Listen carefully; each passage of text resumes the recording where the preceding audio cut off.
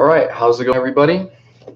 So we are doing a live Q&A, and sorry about if you guys were on the last stream. You ran into some technical difficulties, but we are live now, and I believe everything's working very well. If it's not, then someone let me know. Go ahead and ask me your questions and whatnot, and I'm going to share this to Facebook really quick before we get started. And yes, I will be answering questions. And until then, I'll just talk about whatever's on my mind. But right now, I'm going to post this to Facebook and share so that everyone knows there's a live stream going on right now. Damn, I hate Facebook so much.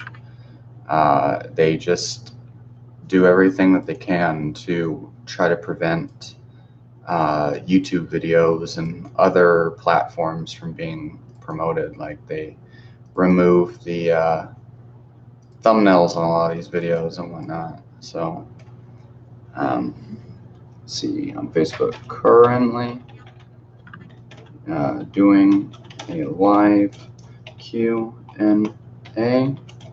Go ahead and join on this video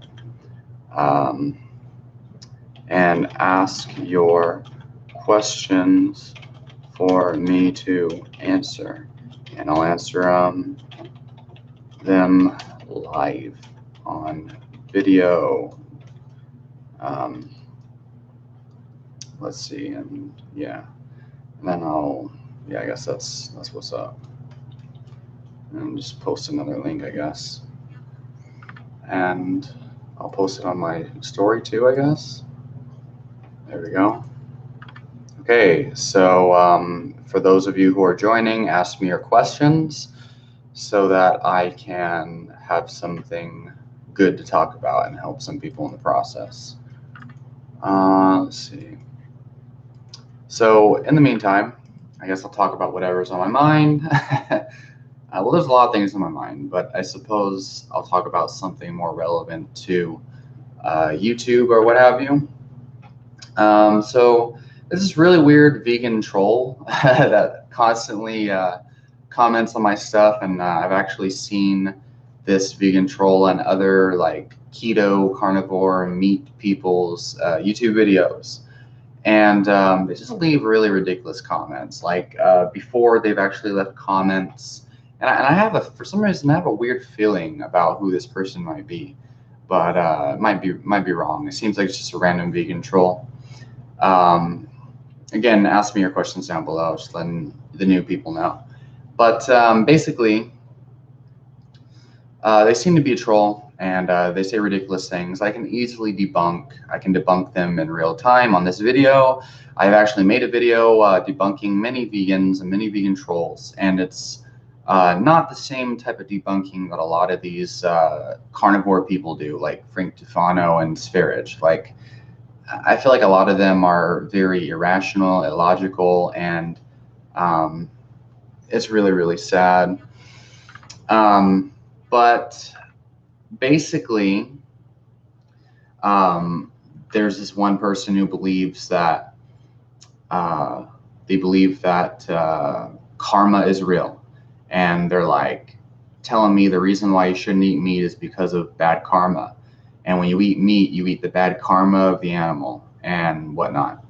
And lots of other things like the elite NWO or Illuminati, they don't want you to eat meat, or actually they want you to eat meat, according to this person. This person says the Illuminati wants you to eat meat because it promotes bad karma. And they say fruits and vegetables relieve your bad karma. And the NWO doesn't want you to eat fruits and vegetables. And that's why, like, these carnivore people, you know, like myself, for example, who talks about the carnivore diet, we're paid by the government, we're paid by the elites, and it's just ridiculous. And so it's real simple to debunk this. Like, essentially, you got to ask the question, first of all, what evidence is there that karma exists? Okay, is there any evidence that karma exists, first of all? And from that question, then you got to ask, what is good and what is bad. So who even dictates negative and positive? What dictates good karma and bad karma? And like, how do you know what good and bad actually is? Like, what evidence do we have that there's a such thing as good or bad? Isn't it subjective? Like, and so if good and bad are subjective concepts, then that means karma can't be an objective, factual thing that actually exists. That means that karma is thereby subjective because of good and bad karma. There's literally no such thing as good or bad in terms of existential reality. And then beyond that, we know Bill Gates, Beyonce, Jay-Z, and all these elite people that everyone thinks are part of the NWO or the Illuminati. People like the GZA from the Wu-Tang Clan, and all these celebrities that claim to be vegan. And Bill Gates is pushing veganism. And many people think that veganism is a conspiracy theory by the Illuminati for depopulation. So if that's the case, then how, like how can you say, oh, like the Illuminati is wanting people to eat meat, when it's these elite people that are pushing veganism, you know? And then beyond that, I don't know if any of these people are pushing fruitarianism, and clearly, and this person claims to be a fruitarian. So it's just retarded, and that's all I'm gonna say on that. So Jacob Baker asks, I just bought red ginseng. Any thoughts on red ginseng and the benefits it has on us guys? Erections, energy, etc. Okay, so red ginseng. So Jacob Baker, if you're still with me, please let me know what brand of red ginseng. Is it a red ginseng extract? What type of extract is it? Is it a 200 to 1? Is it a standardized extract? How many ginsenosides are in it? So let me know so I can answer your question specifically, because all of those variables matter, and as far as a ginseng product. But beyond that, I can talk about some of the benefits of red ginseng in general until you let me know the specific extract. So essentially, red ginseng obviously comes in a multitude of forms, just like many herbs. The fact that it is red ginseng, I believe, means that it is cooked, whereas white ginseng is raw. But I might have that mixed up a little bit.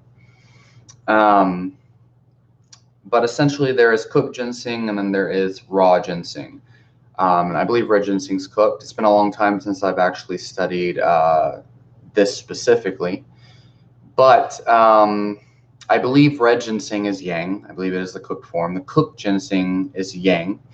And essentially, it boosts, according to Chinese medicine, it boosts fertility. That means sperm motility, which has actually been studies that have shown increased motility, increased sperm count, and especially increased libido from cooked ginseng specifically, and ginseng in general. And we also know it definitely boosts your body temperature. In fact, I had my girlfriend, I had her take ginseng for a while to see if it would improve her body temperature. And she found that she's no longer as cold as she used to be, and she could actually walk through the meat aisle without freezing to death from the refrigeration. And so increasing circulation could be a big part of that, and simply regulating the hormones, especially thyroid hormone and androgens and things like that. That might be the reason why. Obviously, increased blood flow means better erections, which is something that Jacob wants to know. Energy levels, definitely, it'll boost your positive feelings overall. I think the amount of energy you will get from ginseng is going to depend on the amount that you take and the type of extract it is. And so when you take a large amount of red ginseng specifically, I've actually seen a lot of people claim red ginseng, a really good extract. If you take enough, it'll give you some crazy boost of energy like nothing before, where you just feel so euphoric and energized, and not in a caffeine jittery way. But the problem with that is a good red ginseng extract is going to be pretty expensive. And I think the tincture form is the most economical all around, the most effective and the most affordable. Um, but I do like buying the whole herb, and I like to steep it. That's one of my favorite ways. But I'm a really big fan of capsules as well, depending on what herb we're talking about. So yeah, you can get a lot of energy, but it might cost you a lot to get that type of energy from ginseng supplements. So thank you for your question, Jacob Baker. Please specify on the exact extract and brand and whatnot so I can give you a more clear answer. Okay, so Selena Rivers asks, what are you currently taking as a pre-workout and how is it treating you? You're pretty hot, by the way. Well, thanks, Selena Rivers. By the way, if you haven't checked out her channel, go ahead and check out Selena Rivers' channel. She has some video blogs with me in it because she happens to be my girlfriend, who you might have just seen like running through a little while ago, and she's now taking a shower in the background.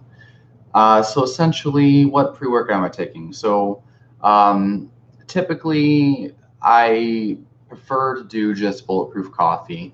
I make my own version. Essentially, it's coffee blended with raw eggs, lots of heavy cream, about 400 calories worth of heavy cream. And then I'll add about a teaspoon of brain octane oil from Bulletproof. Okay, and I noticed a significant increase in energy from brain octane oil. I made videos about that. I don't know if I've published them yet. And lately, which I believe she's probably asking about, lately it's been a combination of phenylalanine, the DLPA form, mixed with approximately 1,000 milligrams of DLPA, something like that, mixed with about 400 milligrams of caffeine, and then approximately 1,000 milligrams or 1 gram of this specialized cordyceps extract. And essentially, so I could break down what all of these things are doing. So first of all, it definitely is treating me good. It's making me feel great. Cortigen is the specific extract cordyceps I'm using, and cordyceps in general has a lot of amazing benefits. For one, it can increase ATP through various mechanisms. I believe it can increase AMPK, which is important for longevity, for energy, and many other things, and just for overall health in general. Cordyceps increases uptake of oxygen and blood flow and oxygen to the brain. Specifically, it can increase endurance drastically. In fact, I believe it was the Russians that were taking cordyceps, or maybe it was the Asians. The Chinese Olympic team was taking cordyceps for quite some time to improve their athletic performance. So increase of ATP, AMPK, and oxygen uptake. And also there's studies that show it increases your VO2 max greater than placebo. So, Jesus Christ, are you really running naked in front of my live videos right now? I'm sorry. Holy moly.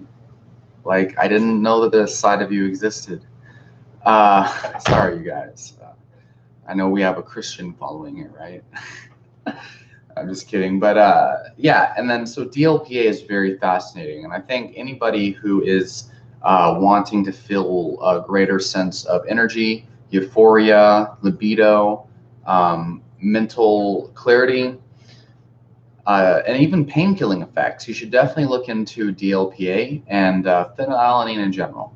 So for those of you who do not know, phenylalanine essentially is an amino acid which increases dopamine,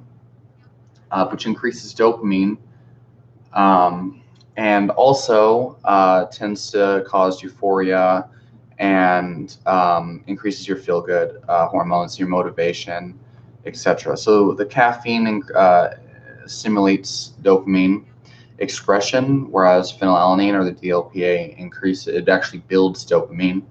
And the cordyceps just increases my endurance and my oxygen uptake. Okay, so Jacob Baker.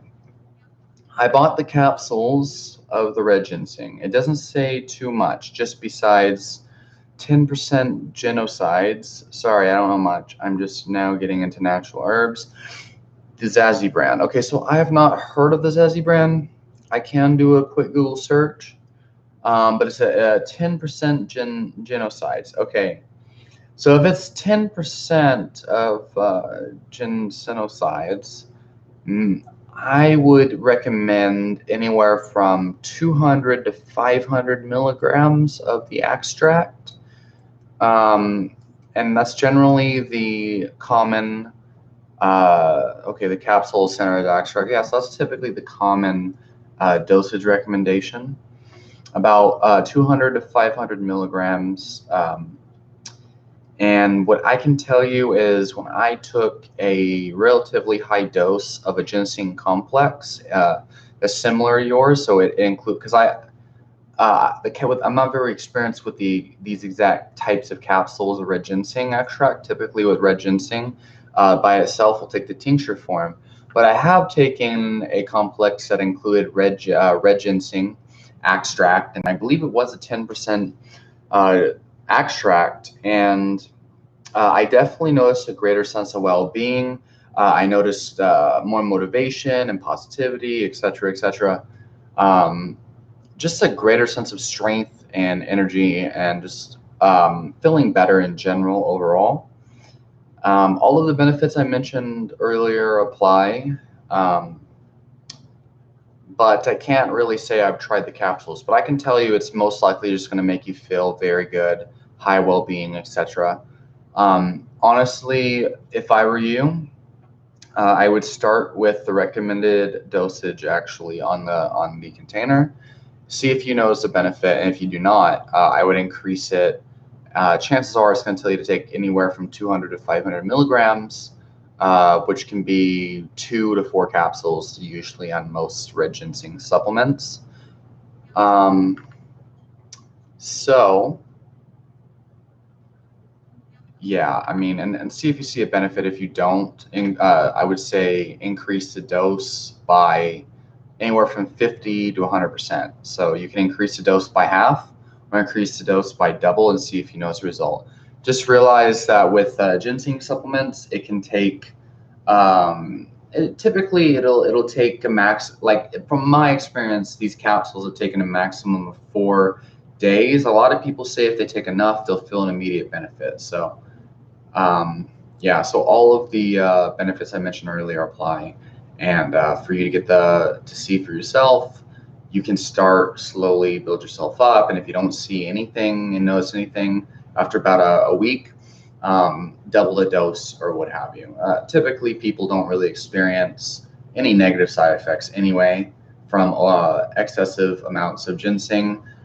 There's a caveat though, it depends if you're taking medications and things like that. Obviously, you need to talk to your medical professional and be careful. The only side effect that I can tell you that a lot of people feel from too much ginseng typically would be things like high blood pressure, anxiety, jitteriness.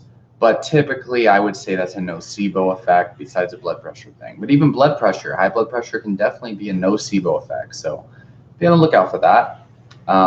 Anyone watching right now, if you have any questions whatsoever, please post them in the comments. Don't be shy.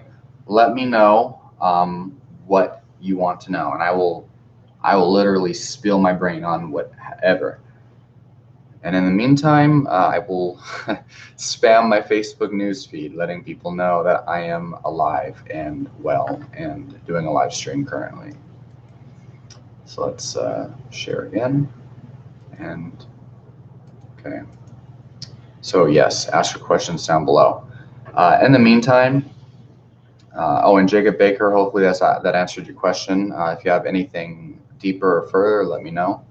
But again, yeah, red ginseng typically, it's the greater blood flow, circulation, greater sense of well-being.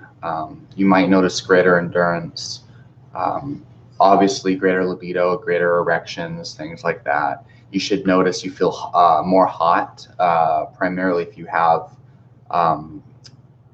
if you're typically more prone to cold sensitivity. So lots of great benefits.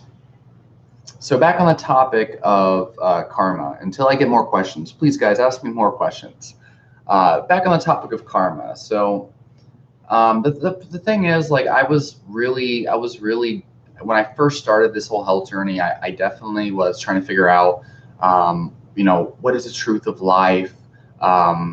Is there a such thing as karma? Okay, so Jake and I essentially realized that existentially speaking, pretty much karma does not exist. But anyway, Jacob Baker says, sorry, I keep asking about it. Don't worry about it, buddy. Ask me whatever. I appreciate your comments. Should I cycle it? 5 days on, 5 days off, yada, yada. Okay, so let me tell you right now, with ginseng, you should not cycle it, because typically, despite the fact that it's a modern extract form, the fact is, in studies, generally, the most clinically proven extracts are taken over time to show the most benefits. So definitely don't cycle it. This is not like some kind of steroid or an anabolic supplement of any kind. This is legitimate, long-term strength building, natural medicine, you could say. It's an adaptogenic herb. Traditionally, it's been taken for long periods of time. So Joe Migliazzano says test. All right, message retracted. That's funny. Go ahead and ask me your question, Joe. Thank you. And again, though, Jacob, please. Okay, so yeah, don't worry about it. Take it for a long period of time. Typically, adaptogenic herbs are best taken for long periods of time. Okay, and go ahead and ask further questions. Again, anyone who's on here, ask me your question in the comments, and I will answer live. I appreciate everyone's comments, by the way. Thanks. So Brittany asks, "What's your favorite herb? Which herb works best for you for depression?" Okay, that's a great question, and I really appreciate questions like that. So Brittany, I'm glad you asked that question, because I have a lot to talk about on that topic. So first of all, what works best for me for depression? I don't suffer from depression. I don't suffer from depression, okay? Actually, everyone suffers from depression. Some people have more long-standing depression. Other people obviously have more acute depression. I absolutely 100% believe that the vast majority of I believe that most illnesses are not genetic, and especially not depression. And I think if you're dealing with long-standing depression, you need to pay attention to your nutrition first. Now, I can tell you some supplements that will absolutely kick you out of depression. I can tell you that supplements can absolutely help your depression. They can even make you feel like they've cured your depression. But first, you must understand that depression is not genetic. It is not a chemical imbalance that needs medication. And I know you know this, but you should definitely look into the Ultramind Solution by Mark Hyman, and you should definitely make sure you're eating a nutritionally adequate diet. I think a good place to start would be Mark Sisson's Primal Blueprint. But now that I've said that, let me just get into the good stuff that everyone can appreciate. So I'm sorry. Which herb works best for depression in general? So during long periods of depression for me, I'll tell you what really has kicked me out are things that stimulate dopamine, things that increase catecholamines, okay? This is very important because a lot of people, they go the serotonin route, and actually what I found is serotonin boosting anything. Like St. John's wort, for example, and even 5-HTP tends to actually cause more feelings of depression and feelings of nostalgia, which tend to make me feel depressed, and they go hand in hand. And so as far as herbs and supplements that make me, that definitely destroy depression for me, would be things like Mucuna pruriens, okay, velvet bean. I made videos on this, okay? Please look up velvet bean, look up Chalice of Immortality, Mucuna, okay? And I'll discuss how amazing it is, okay? So basically Mucuna, it increases dopamine. It is known as a dopamine tonic, essentially. And it actually contains the building blocks of dopamine. It includes L-Dopa. It is not addictive, though, like L-Dopa isolated for Parkinson's patients, for example. But Mucuna is great. Okay, mucuna is great. Another herb that's very another herb that's great, but is very dose dependent, and you've got to be very careful with it, is yohimbe.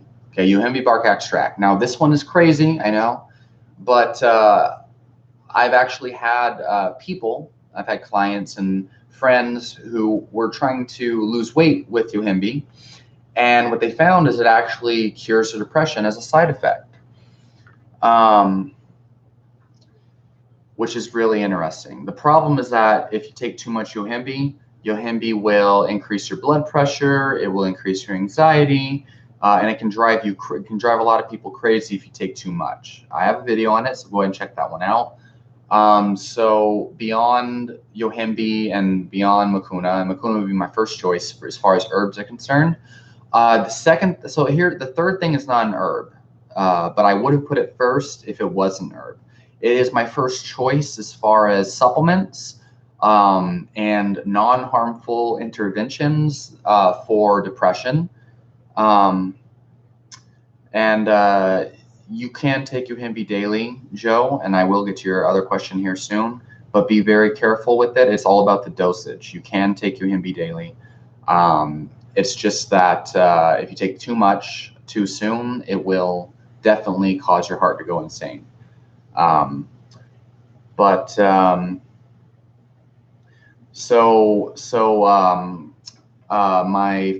number one pick though for depression would be DLPA or phenylalanine, and it works even better than mucuna, and it gives a similar effect, only even more pronounced.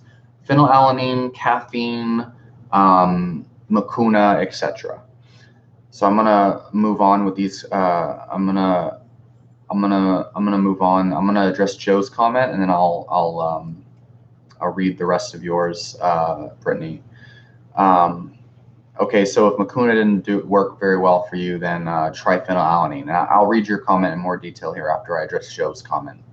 Joe, you say, how do I cure erectile dysfunction caused by BPH hormone?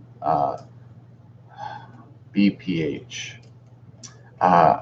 So I'm sorry, Joe. I gotta look up BPH really quick. I don't know why. I could probably remember what it means on my own. Okay. Prostate hyperplasia. Oh, enlargement of the prostate gland. Okay, that's a really good question. Yeah, I got you. I'm sorry. Typically, okay. So, enlargement of the prostate. So, I'm sure you know that enlarged prostate typically is a hormonal imbalance, and typically people who are bald, according to the research I've seen, they tend to have a greater risk of enlarged prostate, but does not necessarily mean that the two are interlinked directly. Essentially, a lot of the research shows it is and I know the perfect herb for your enlarged prostate, and also to increase erectile function in that. But what is it? It's dihydroxytestosterone. DHT. God dang it. Damn, son. These acronyms or these abbreviations are definitely not working for me tonight. But yes, DHT essentially is the hormone that is related to enlarged prostate gland, as well as they suspect male pattern baldness, although I beg to differ. I don't believe so. But essentially, the most commonly recommended herb for enlarged prostate, and also to correct a lot of erectile issues, actually. It tends to increase the sex drive and libido. And I've actually tried it for increasing athletic performance, actually, is, God damn it. Why is my mind going blank? It's not saw palmetto, but that's one. It's nettle root. God damn, my brain. Nettle root extract. I apologize. Nettle root extract. Okay, so the one that I personally think is probably the best option would be Now Foods nettle root extract. And that will definitely heal your prostate. It'll shrink the prostate, and there's a lot of studies that show this. And I've actually seen, I've had people that say it works really well. And at the same time, it definitely helps to heal erectile dysfunction. But you've got to also try to look at what else can be messing with your hormones and potentially causing an enlarged prostate. There could be many variables, and you should look into the root cause of your enlarged prostate. But definitely look into no root extract. I've taken it; it works very well. But be careful with saw palmetto because it tends to be a very powerful diuretic, and that is possibly harmful for your kidneys and your heart and many other things. So if you have any deeper questions, Joe, please ask them down below. I'm going to move on back to Brittany. Appreciate your patience, Brittany. So I'll just read all of your kind of questions here. Brittany, I'm all about addressing nutrition for depression. That is most important for me. Good. It really should be for everyone. But I'm also really into herbal medicine, and that's great. That's exactly what I preach. So I've delved into using herbs for my depression. That's great. I am a fan of Nervine. Okay, restorative herbs. Have you tried any? So I've tried a lot of Nervine tonics, such as specific types of skullcap and Damiana. Damiana works really well, by the way, Joe, for relaxing aphrodisiac. And I used to be a really big fan of Nervine herbs, actually, and whatnot. Herbs that increase dopamine, catecholamines. Yeah, I wouldn't say that herbs that increase dopamine and catecholamines are necessarily better. I would just say that they tend to be the type of boost that most people are really looking for. And so serotonin herbs can kind of make you feel better, but not necessarily optimal, I guess. You tried Mucuna, didn't seem to work much, didn't take it for long enough. So it depends on how much you took, and did you take it on an empty stomach? And what brand did you take of Mucuna? What type of extract also? It's hard for me to determine if any herbs are actually working. Okay, so I can tell you one thing. If the herb you are taking is a high quality herb and you're taking the right type, the right form of the herb, and you're taking a high quality version and you're taking it the proper way. For example, a lot of herbs will not work if you take them with food. Mucuna, for example, because one of its active constituents is an amino acid, it's better to take that by itself. Not to mention, some people think it inhibits protein absorption. But I can tell you, if it's a good brand and you're taking it right, you will know. Okay, and with Mucuna, you'll feel it. If you don't feel it with Mucuna, definitely try phenylalanine. It'll do the same thing, but it's much more pronounced. But you must take it on an empty stomach. Typically, I take my Mucuna or my phenylalanine about 5, 10, maybe 15 at the most, 15 minutes before I drink my protein fat bulletproof coffee. And I have not noticed any interference. So I've had, and you're welcome, Joe. I appreciate your question, and I will get down. So Brittany says, I have had success. Yes. Okay. Oh, thank you. Respond well to it. I have also had, oh, what are you saying then? The nerve system tonic by Herb Farm. So I think I actually have tried the nervous system tonic by Herb Farm, and I actually like Herb Farm a lot, even though a lot of people believe that it's a cheap supplement. Okay, you've had success with Holy Basil. So I've had success with Holy Basil too, but I've noticed the certain pills, actually capsules, dried extracts, and also gel cap capsules by Gaia for Holy Basil actually work very well for me. But when I drink the tea, specifically the Tulsi tea by Organic India, that tea tends to make me feel very like nostalgic and lazy and depressed over time. And I believe that Holy Basil is not just a GABA agonist, but it can also be a serotonin agonist as well.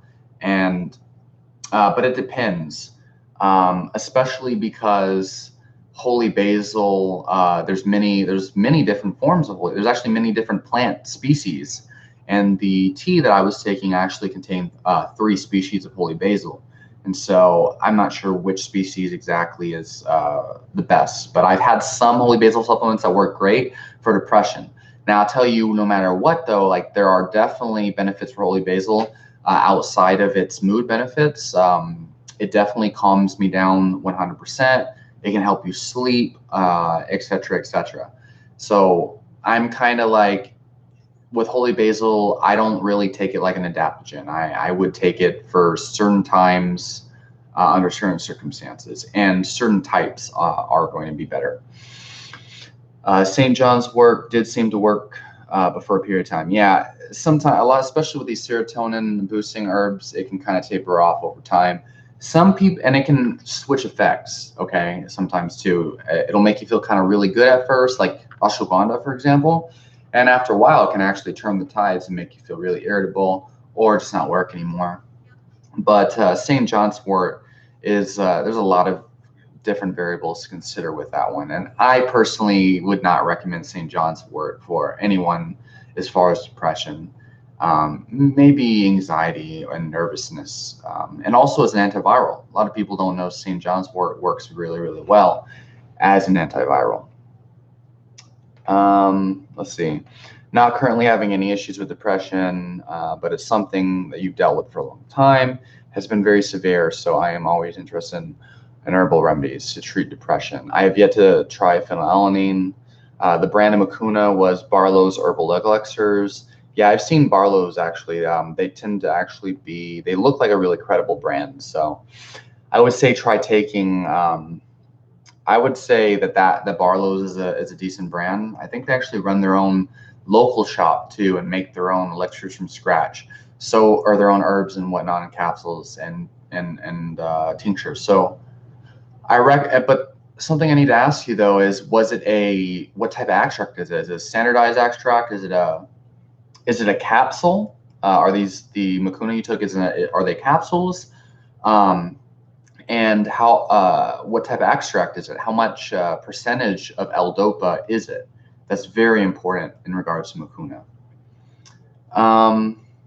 Okay, thank you, Brittany. So go ahead and I will get back to you. So Joe, you ask, a 40% L-DOPA extract in capsules? That's a lot of L-DOPA. The one I've been taking by Now Foods is called Mucuna Dopa, is only 15% L-DOPA, and it works wonders. So I would say that it should be working. Maybe try it on a empty stomach. Okay, so Joe, thank you for waiting. Thoughts on daily marijuana use? Yeah. So I've mentioned in previous live streams, marijuana is definitely not something that I'm against whatsoever. I'm not against marijuana use, but I'm definitely not a huge advocate. Again, I'm not against it, but I'm not a huge advocate. The reason why I'm not an advocate of marijuana, well, I would say that marijuana is great for various issues, actually. And this is typically my stance, is that it's a very beneficial medicine. I don't consider it a drug. I think if it helps you, if it gives you more benefits than it gives you negatives, then that's great. I don't smoke marijuana because when I did try it, and there's about a month, maybe 2 months of marijuana use that I had a while ago. It made me have a very bad trip. It made me trip balls. It wasn't spiked. It was one of my best friends who gave it to me, and I know he would not spike it because he was always like really wanting me to smoke marijuana with him, and the last thing he would want is for me to ruin that chance. And I had so many girls that wanted to smoke me out, and they would give me like free marijuana, like they would smoke with, give me, like they let me smoke with them all the time. And so I had it made. I never bought any marijuana at all because everyone was so fascinated with like how I would be when I'm high. Everyone was so like, whoa, like Wolfgang's awesome when he's not high. I wonder how he'd be when he's high. It's going to be even better. Little did they know that it actually didn't have such a great effect on me. I actually started hallucinating, and I felt like I was in an alternate reality. I felt like time didn't exist all of a sudden. It was a very scary experience. I felt detached from reality, and and then I actually tried it again like 4 years later, had the same exact experience, and this time it was bad because I was in California and I was with my girlfriend who was also stoned off her butt, and it was her first time doing it, and we were stranded out on the near the ocean with some random guy who gave us some prescription marijuana or whatever, some edibles or something, and oh, it was horrible. It was the worst thing ever.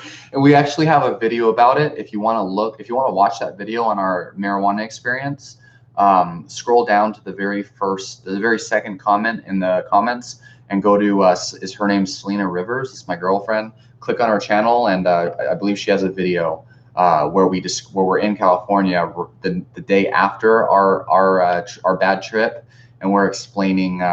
We're talking about like what happened. It was crazy, and you could tell we're probably still kind of stoned. It was crazy. I'm sorry, but thoughts on daily marijuana use again. Like, so I know a lot of, like, let's just say my very close family. Some of them were daily marijuana users, and for this person in particular, he was an extreme procrastinator. Typically, he would come home from work, he would get high, he would just eat potato chips all night and watch HBO and Discovery Channel and this and that, he would just whenever he had a problem in life, he would smoke marijuana, he would veg out on potato chips, and it was his way of forgetting about his problems. And this guy. Has absolutely it ruined his life. I don't want to say anything bad about him, but marijuana was not good for him. It caused just too much procrastination. He didn't do like jack shit with his life, and it's pretty much fucked. And I've actually noticed that a lot of my best friends who are like they smoke marijuana every single day and always have as long as I've known them. They have trouble keeping jobs. They have trouble keeping an apartment or a house even. And they typically just struggle with life in general. And so I'm definitely not saying that that's everybody. And also some of these people have extreme mental issues. Like one of my best friends from back in the day struggles with extreme depression. And a big part of this is that he just had a really bad childhood, jumped from foster home to foster home, etc. And so maybe marijuana is actually really good for him. Maybe it's the only thing that actually keeps him on check. You know what I mean? The question you've got to ask is would I be better or worse without it? And a lot of people, they smoke marijuana every day, and marijuana allows you to feel like everything's okay. And so, of course, you're not going to think about like, am I better off without it? If you're always stoned, because when you're stoned, like everything's always good type of thing. And that's actually really awesome. Honestly, I wish that I could just turn off my brain a lot of times. You know what I mean? So in the times that I had good times on marijuana, I felt great, and I would love to just reap the benefits without tripping hard on that. So yeah, thoughts again, if it's helping you more than it's hurting you, keep on doing it. You know, there's a lot of benefits on anxiety, depression, sleep, and I had the best sex of my life when I did smoke marijuana for like 2 months or whatever, a long time ago. Pain management, there's a host of benefits. They prescribe it to cancer patients to allow them to eat enough to sustain their life when they're going through chemotherapy, which I think chemotherapy is just very evil. But anyway, so yeah, I definitely don't think marijuana is a bad thing. But I think that it can actually cause a lot of just life problems for some people because it tends to make them procrastinate. And some people I know are actually more productive when they're on marijuana. And a lot of people might actually go insane without marijuana, and marijuana is like a lifesaver for them. But it's definitely not for me. And personally, I would recommend a phenylalanine supplement instead of marijuana. That's what I would say. But anyway, it depends on the person, right? It really does. Okay. But I'd rather someone take marijuana than take pharmaceutical drugs, honestly. So, Brittany, you say you tried the organic India. Yeah, I wasn't a big fan of it. I don't think I ever noticed a difference. I noticed a difference from it, but it wasn't good. Have you tried Kratom? If so, what are your thoughts on it? So everyone has been asking me about Kratom. One of my favorite local nutrition stores that are always hooking me up with supplements and things. They wanted me to try Kratom, and they're asking me about it. And I have not tried Kratom. I haven't researched Kratom.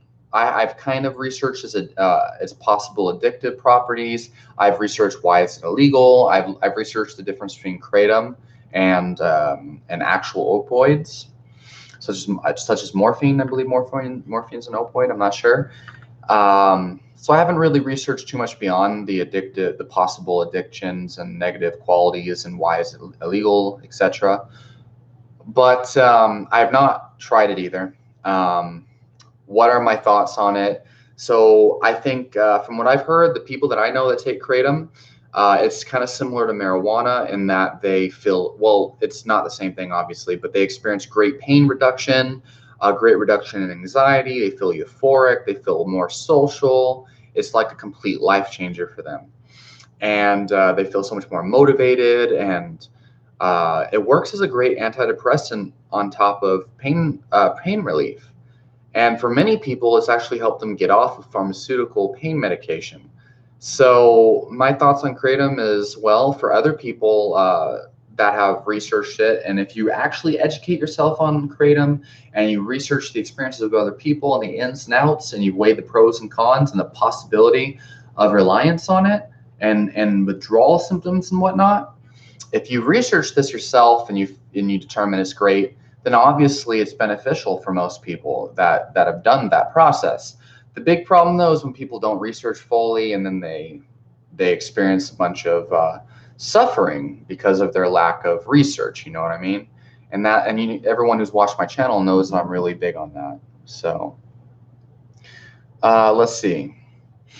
40% L-Dopa extract. Yeah, that's a really potent mucuna extract. If you take that on an empty stomach, yeah, I took it on an empty stomach. Yeah, I mean, you should feel something. I would say definitely try phenylalanine. I would go for Now Foods brand with any of these. The reason why is because chances are, if I recommend a herb like mucuna or what have you, it's going to be either the dried raw herb of some kind, or it's going to be an extract of some kind from either Now Foods or from something like Herb Farm or something. Typically, I only use brands that I've used in the past I know work. And I can tell you Now Foods, their mucuna extract is pretty cheap. It's like $12 for a 45-day supply. And it only has 15% L-Dopa, but it works really well for me. And I notice a drastic increase in my inspiration and my feelings of well-being immediately.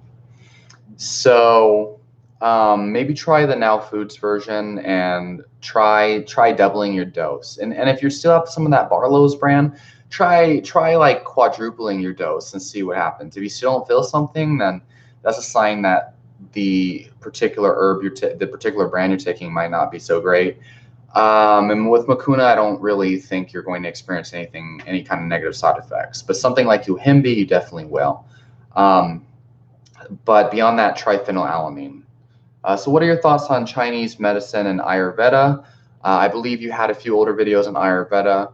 Do you resonate with the Pitta, Kapha, and Vata concepts? Okay, so yes. And earlier on in my journey, when I first started getting into natural healing, back in like 2014, 2015, I was researching Chinese medicine. I was researching Ayurvedic medicine. My best friend is actually a Chinese medicine doctor, and he was the one who introduced me to a lot of this. I got into things like Andrew Weil and there's Deepak Chakra or what have you, and I just bought all the most credible books I could. So do I resonate with those concepts? Not anymore. I feel like a lot of them are very misunderstood. I feel like it's like I don't. I definitely use all of the like I use a ton of the most talked about herbs from Ayurvedic medicine and traditional Chinese medicine. I use a lot of their herbs, and I take a lot of their ideas and concepts, but I use Western science and the Western terminology for the body and the energy systems because it's much more simpler to me. It's something I'm very familiar with. And it's something that everyone on YouTube and everyone in the medical field and all leading experts that I tune into, we all don't say like, we don't use the Chinese organ system in health science. We don't use like your, Kapha, Veda. We don't use this terminology in health science. Not in what I'm tuned into. So I don't really see any benefit in researching that, especially considering the fact, like for me at least, especially considering the fact that what I'm researching these days, within the last, like since 2016, I've been researching cholesterol, I've been researching blood sugar, inflammation markers, vitamins and minerals. And what I've found now, what I'm researching now, has helped me so much more significantly than the Chinese medicine theories and Ayurvedic medicine ever helped me. And typically I have like 3 Chinese medicine books like at my desk with me, but today I miraculously don't because we've been cleaning house all night, which is why it looks like such a wreck probably right now, if you guys have been wondering. So I'm very well read in Chinese medicine. I have tons of books on it. I just don't subscribe to these types of medicine systems as much anymore, and it's a lot easier to address your health problems with Western medicine terminology, but definitely not with like Western medicine. Okay, and I think the fact that we know the human body works in synergy. Without a gallbladder, you're going to have a vitamin D deficiency, fatty acid deficiency, your entire digestive system is going to go down the drain. Eventually, all the vitamin deficiencies from the lack of fat-soluble vitamins from the gallbladder being inadequate is going to cause eye problems from the vitamin A deficiency, osteoporosis from vitamin D deficiency, yada, yada, yada. Point is, these concepts of like synergistic flow between the organs and whatnot are very valid in Western science. Okay, so I don't subscribe to that anymore. But my constitution, I believe, was it was Vata Kapha, I believe. It was or Pitta Kapha, one or the other. It was more yang essentially, and also at the same time more of the middle. But that was a long time ago. And I can discuss that much deeper, but we got a whole slew of questions to answer. So I can discuss that more later. Let's see, with no name. Help me. Okay, this is a great question. Help me. I've been on no fat for 11 weeks, but I haven't had any real erection since week 4. Okay, is it normal? I haven't had wet dreams either. Yes. Okay, that's actually very normal. So what happens, especially if you're doing no FAP, as in no sex and no ejaculation at all, like you're doing semen retention essentially, and not just the absence of pornography. So here's what happens. And by the way, I've gone months and months without pornography. Obviously, I try to completely remove pornography from my life. As far as semen retention, it's hard because after about 1 to 2 months. After 2 weeks of holding in my semen, all the girls want me. So, and I noticed they have much more of an urge to steal my semen through various means. So semen retention is very hard because it's very magically powerful. It's crazy. It's really weird. Anyway, yes, it's normal. You're experiencing what's called the flatline effect. And what happens is essentially when you abstain from pornography or any type of arousing stimulus in general, okay, anything that still stimulates dopamine, you'll get withdrawals for like the first 1 to 4 weeks, depending on what we're talking about here. The same thing goes for caffeine withdrawal. You have the really bad side effects and the cravings and all this stuff for the first like week or 2 or 3. And then eventually you'll notice your baseline energy goes way down. Your dopamine levels go way down. And so what happens is your dopamine receptors have downregulated. And so now normal life doesn't even seem stimulating. And so essentially your arousal systems, your sex drive is kind of plummeted. And it's going to take some time for you to start having a healthy sex drive again. The other thing is, if you have never really had an active sex life, you're going to actually have to train your sexual piece. Let's just put it that way. You're going to have to train your damn dick to work with a real woman now. And so you're going to have to start to, because you're removing the masturbation and pornography. You're removing the unnatural sexual stimulation from your life. And now you've got to actually build healthy sexual stimulation. You've got to teach your brain, like, you got to substitute the bad habit for a good habit. You've got to train your brain to now have healthy sex, because sex is normal. And I actually have been starting to wonder as far as like semen retention, like pornography is never good. I cannot say it's good at all. I think it's very bad for the human brain due to dopamine reward systems. That's a given. But as far as erections and ejaculations, I wonder if the theory, if you don't use it, you lose it type of thing, holds some weight to this. And I do believe that when I've noticed, the human body adapts. The more that, like, if I squat every day to a heavy max, I actually gain strength on my squats at a much faster rate than other people. Many people put 100 pounds onto their squat max within like 3 months just by squatting to a max every single day, because the human body adapts to whatever you put it through every single day. And for example, if I sit slouched over like this all the damn time, your body actually starts to mold itself that way. And then you walk around with a damn hunchback of Notre Dame because of the adaptation. And so what I'm telling you is, if you train your body to not be aroused, it's going to stop being aroused. So this is a slippery slope, because if you start to think this way, your brain can easily trick you to going back to pornography usage.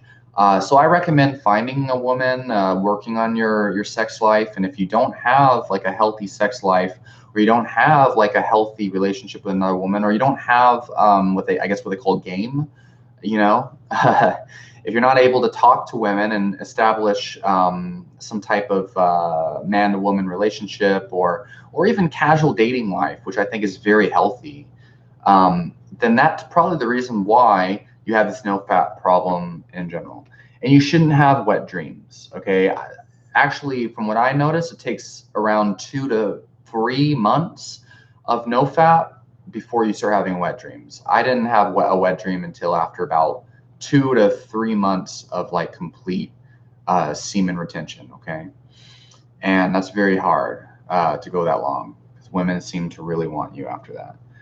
Okay, Anna Legans, red kratom is amazing for sleep. I'm sure it is. I take kratom, and I don't agree that it's an addictive, dangerous drug. Brittany, I don't think that it's addictive, dangerous drug either. Caffeine withdrawal, and I would think, I have to research kratom in order to comment on the withdrawal symptoms. I don't take it, so I don't know. Joe says, oh, this is a really good question, Joe.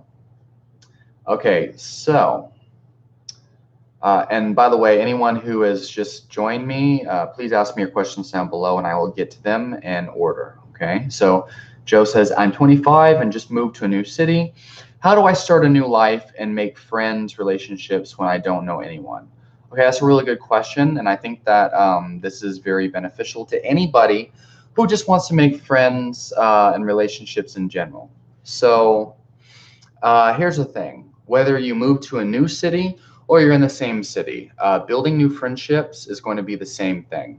First of all, if you see yourself as an outsider or you see yourself as abnormal, what's going to happen is you project yourself as abnormal, or you project yourself as an outlier, or if you feel like you don't belong, or if this whole idea of I don't belong here or I don't know anyone gets to your head, you can project that on other people. And look up mirror neurons if you don't know what that is. Mirror neurons, essentially whatever you're feeling about yourself, other people will feel too. Sometimes people will see that if you tell them like, oh, like I moved to a new city, I don't know anyone, they'll try to like be a friend and stuff, but you got to understand no one is going to be sympathetic with you, and you don't want to hang around people that are just your friend because you moved to a new city. Anyway, I'm going to get to the solution. I'm sorry. So basically, making friends anywhere is very simple. Okay. You need to find out what you're all about. You need to find out your values. Okay. And I have many videos on this, and I'll make many in the future. So essentially, your values are the things that you really that you appreciate in life, the things that you value in life, the things that you value in other people. So you find out what your values are. You find out what you want to align yourself with. For example, what I want to align myself with, my values, what gives me friendships, what gives me everything in life, is my love for powerlifting, my love for natural healing. Okay, natural healing, health science, nutrition science, sports science, mixed martial arts, and then just having a good time, like humor, um, you know, stimulating conversations. These are all my value system, right? And so what you do is you find out what you like to do. This is the easiest way. And you go to that place and you find people, like for me, it's a gym. I go to my MMA gym for MMA, and I meet new friends easily. People in a place I've never been to, in a part of town I've never been to before, and I spar with them on a regular basis, and we vibe together. We always joke around with each other, and we see each other outside of the MMA school. And it's effortless, not because I'm cool. It's effortless, not because, oh, I'm an extrovert. And I think it's ridiculous to call yourself an introvert or an extrovert. Don't label yourself as anything. Don't identify with these things because they just hinder you. You want to, it's easy to make friends this way because that's just how friends are made. It's effortless. And so you've got to believe that you are likable, believe that other people will want to hang out with you, and then be receptive to other people's vibrations, right? Essentially, you walk into a place and they're like, "Hey, what's up, man? How you doing?" If it seems like they're making an effort to talk to you, if they just come up to you and they shoot the shit and they vibe with you, they want to be your friend. And the same thing goes for the gym. People see me lifting hard, they see me working hard, and I've always kind of I've always been kind of popular though in every circle I've went into, and I've always made friends easy, and it helps that my name is really easy to remember, like Wolfgang. But I just recommend you hang around places that align with your values, and find out whatever it is that you really enjoy and do more of that. And if you don't know, like I recommend you join a fitness club either way, especially if you're joining my channel, because that means you probably do enjoy health and whatnot. And, do something noticeable and do something you really, really love in that gym. Exercise in a way that you love. And whoever's receptive to it, capitalize on that and become their friend. Beyond that, there are things like Tinder and nonsense like that, but I don't believe in that.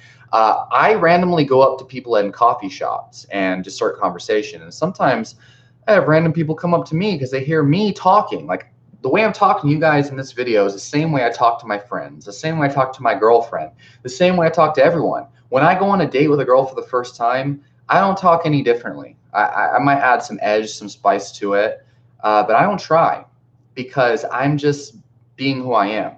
And when people hear me at a coffee shop, I have random people come up to me and then they ask me like, what have I studied? What's my number? What's my Instagram, etc.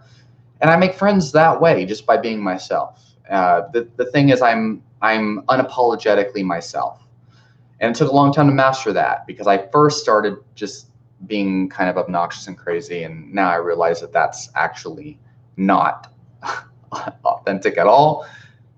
But coffee shops are cool. Just go talk to people and HEB and work your way there. So there's a lot more to talk about. It just depends on if you're just good at, if you're already okay at making friends and it's just that you moved to a new city. It depends. So Brittany, the red strain worked for me initially for sleep, but then I seemed to have the opposite effect, begin to worsen my sleep for some reason. I take a teaspoon. Which one are you taking? Let's see. Twerking Man. And by the way, I missed your Daniel Cormier picture. I believe that was you, right? And that's a funny name. Just such a hilarious name, Twerking Man. Every time I see your comments, it makes me smile. What can I do to improve my HBA axis, to improve my testosterone? So you're talking about the HPA axis, right? The hypothalamus, pituitary adrenal axis, right? Not HBA, HPA axis, to improve my testosterone. Okay, so first of all, you're asking two separate questions, probably because you ran into too many misinformation, misinforming health videos. Is astragalus, and you spell astragalus way wrong. Not that it matters, guy. Listen, I love astragalus, but I don't think you should take astragalus for this nonsense. You say, what do you heal first, candida or adrenal fatigue? Okay, you're following the wrong people for health advice, Twerking Man.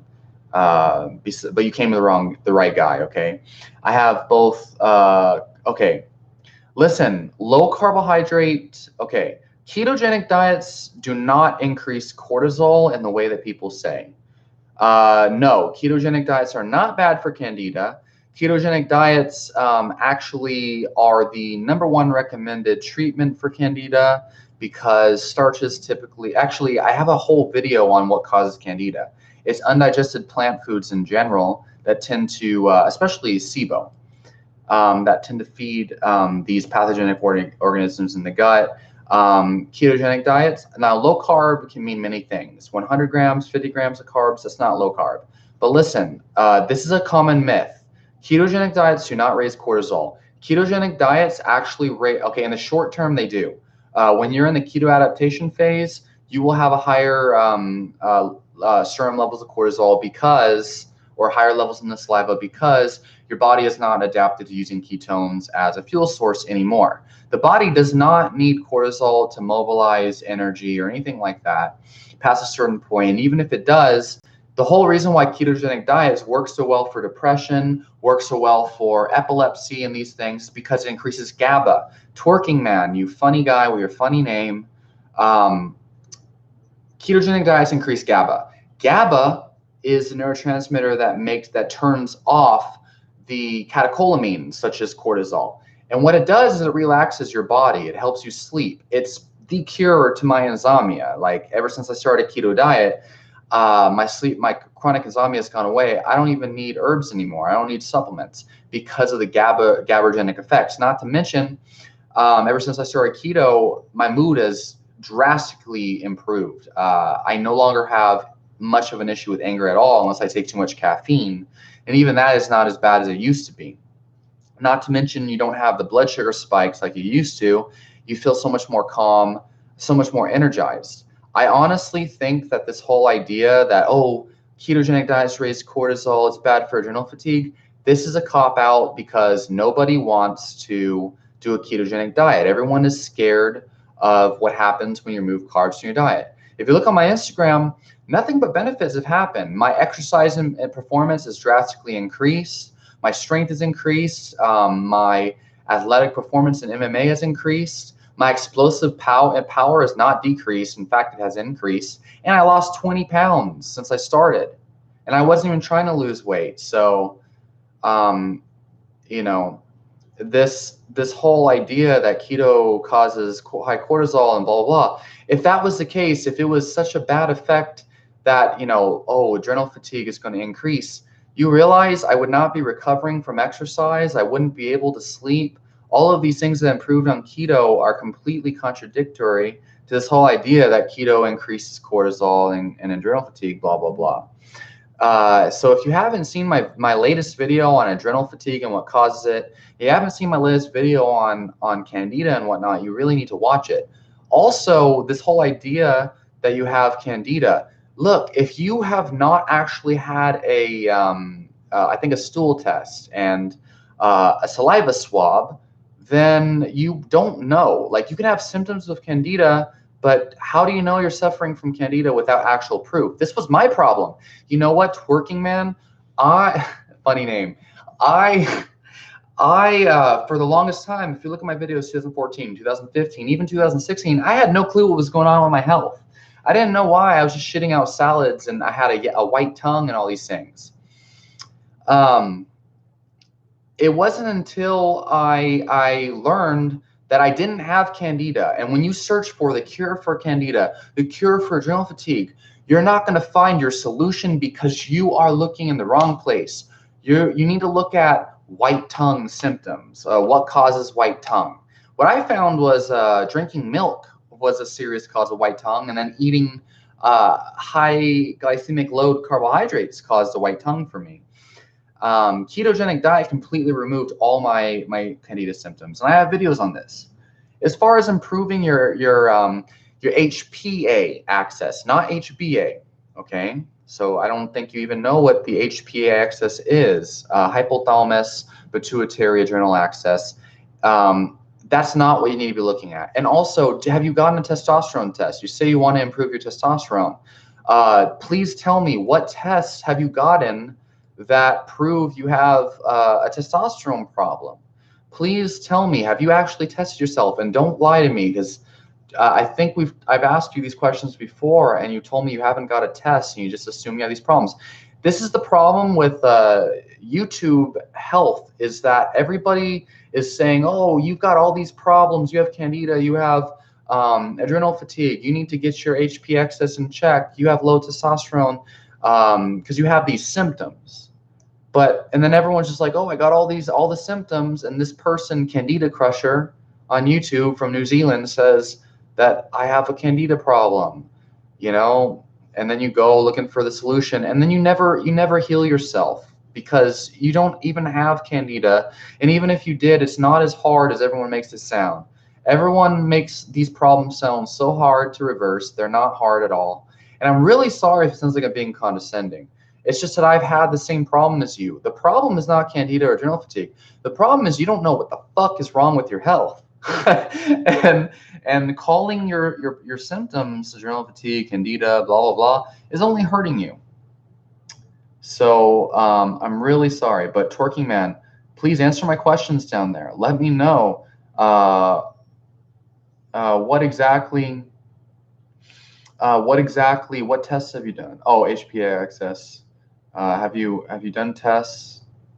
And no, astragalus will not. I don't recommend astragalus for testosterone or HPA excess.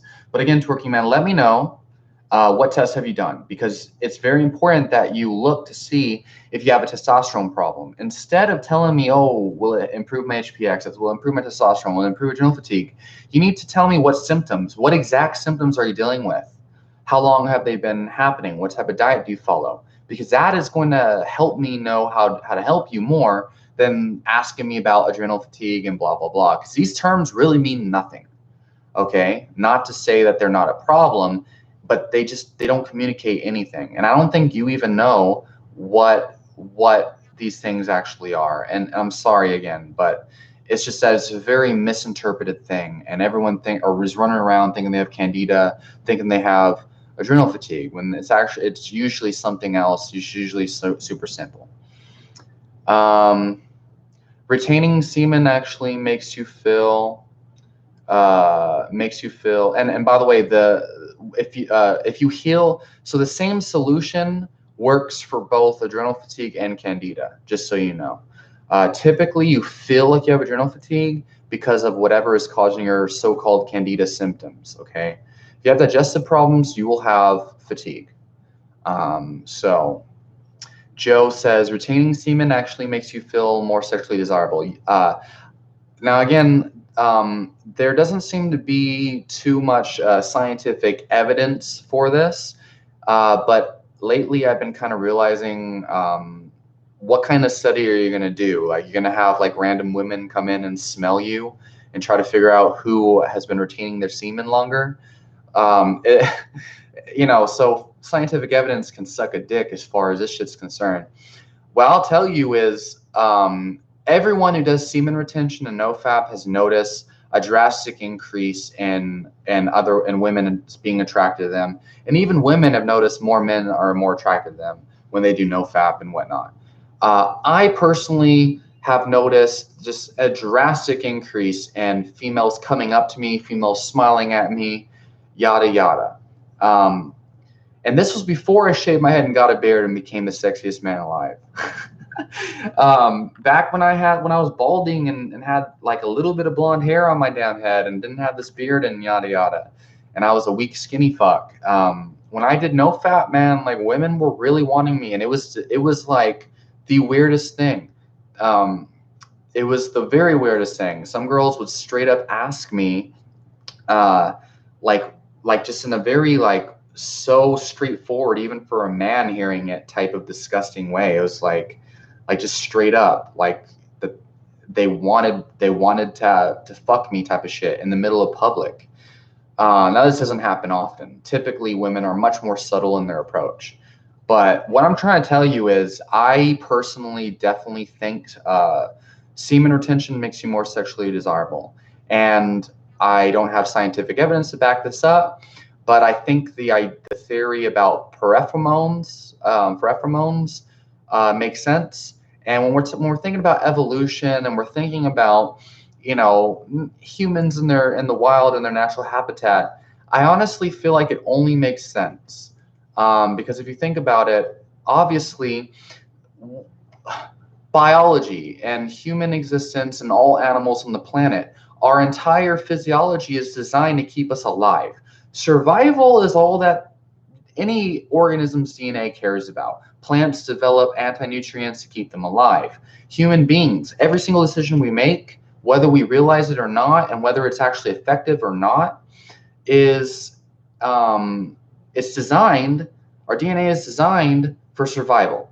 And so essentially, women want the most potent sperm. Okay, as derogatory as that might sound to some people, think about it. The female of any organism wants to be with the man who is going to produce the most biologically superior offspring, and who is most likely to continue their genes' survival.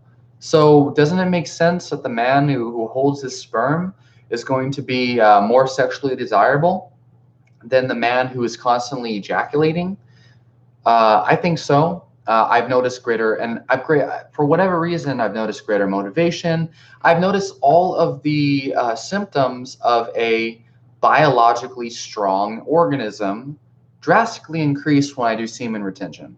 So I think that, yes, semen retention makes you more sexually desirable, but I think there's far greater benefits, okay, than just that.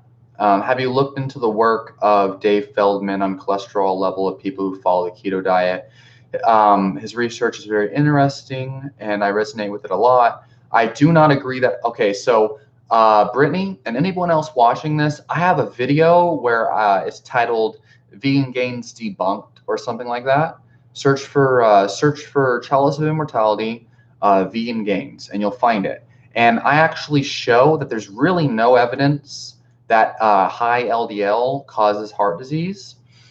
The studies used by Vegan Gains, and we all know Vegan Gains is like the most militant vegan advocate, who's constantly like trying to say LDL cholesterol is the only risk factor for heart disease. I have a video where I clearly show that these studies are ridiculous and unfounded.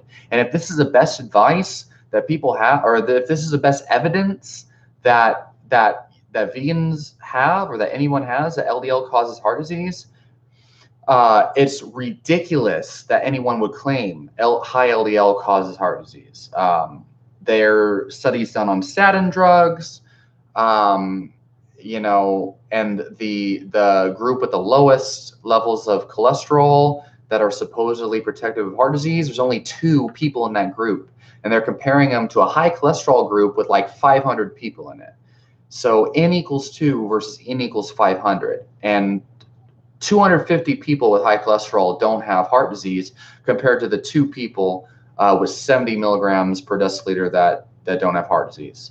Watch that video so you know what I'm talking about. It's ridiculously unfounded.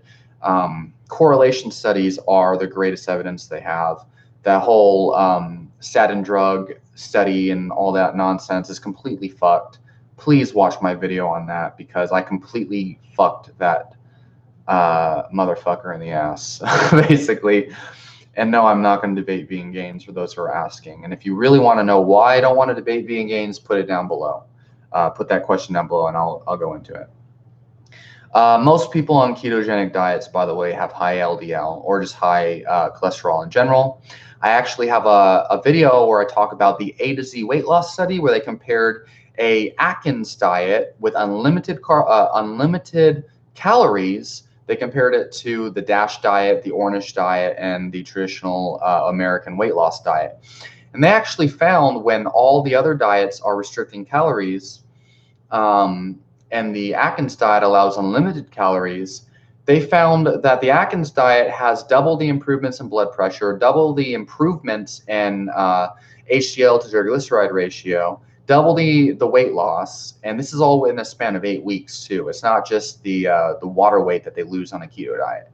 So look up my video on that, or look up the A to Z weight loss study, and you'll find that it's pretty obvious ketogenic diets seem to be protective versus the low-fat, caloric-restricted diets.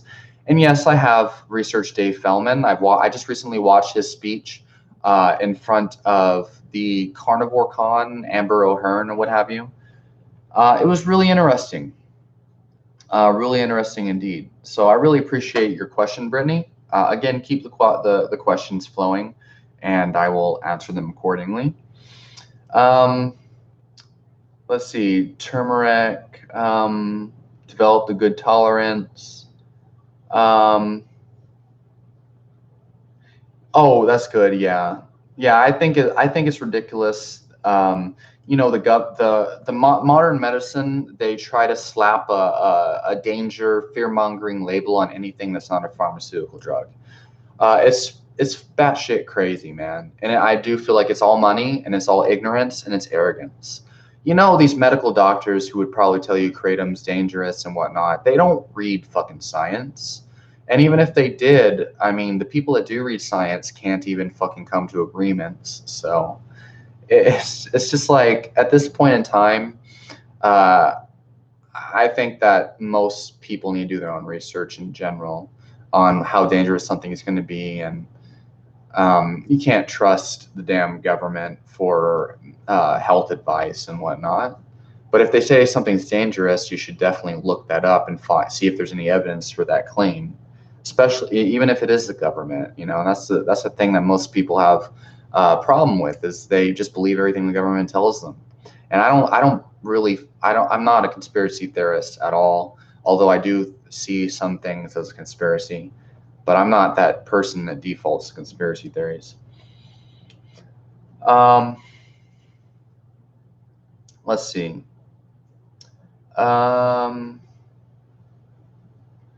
Okay, you guys, just so you know, I'm gonna try sharing my damn live feed to Facebook again, just so more people can come in. I'm about to answer the rest of y'all's questions right now. Okay, I'm posting this shit to Facebook. Yes, sir. Okay, thanks guys for sticking with me. So, do you have any advice for overcoming the resistance of change or mental blocks that prevent you from changing, especially dietary changes? I really want to try the carnivore diet, but I feel that I have all these mental blocks, I suppose, that prevent me from starting it. Are you still doing that experiment? Okay, so do you have any advice for overcoming the resistance of change? The resistance of change. Mental blocks that prevent you from changing, especially dietary changes.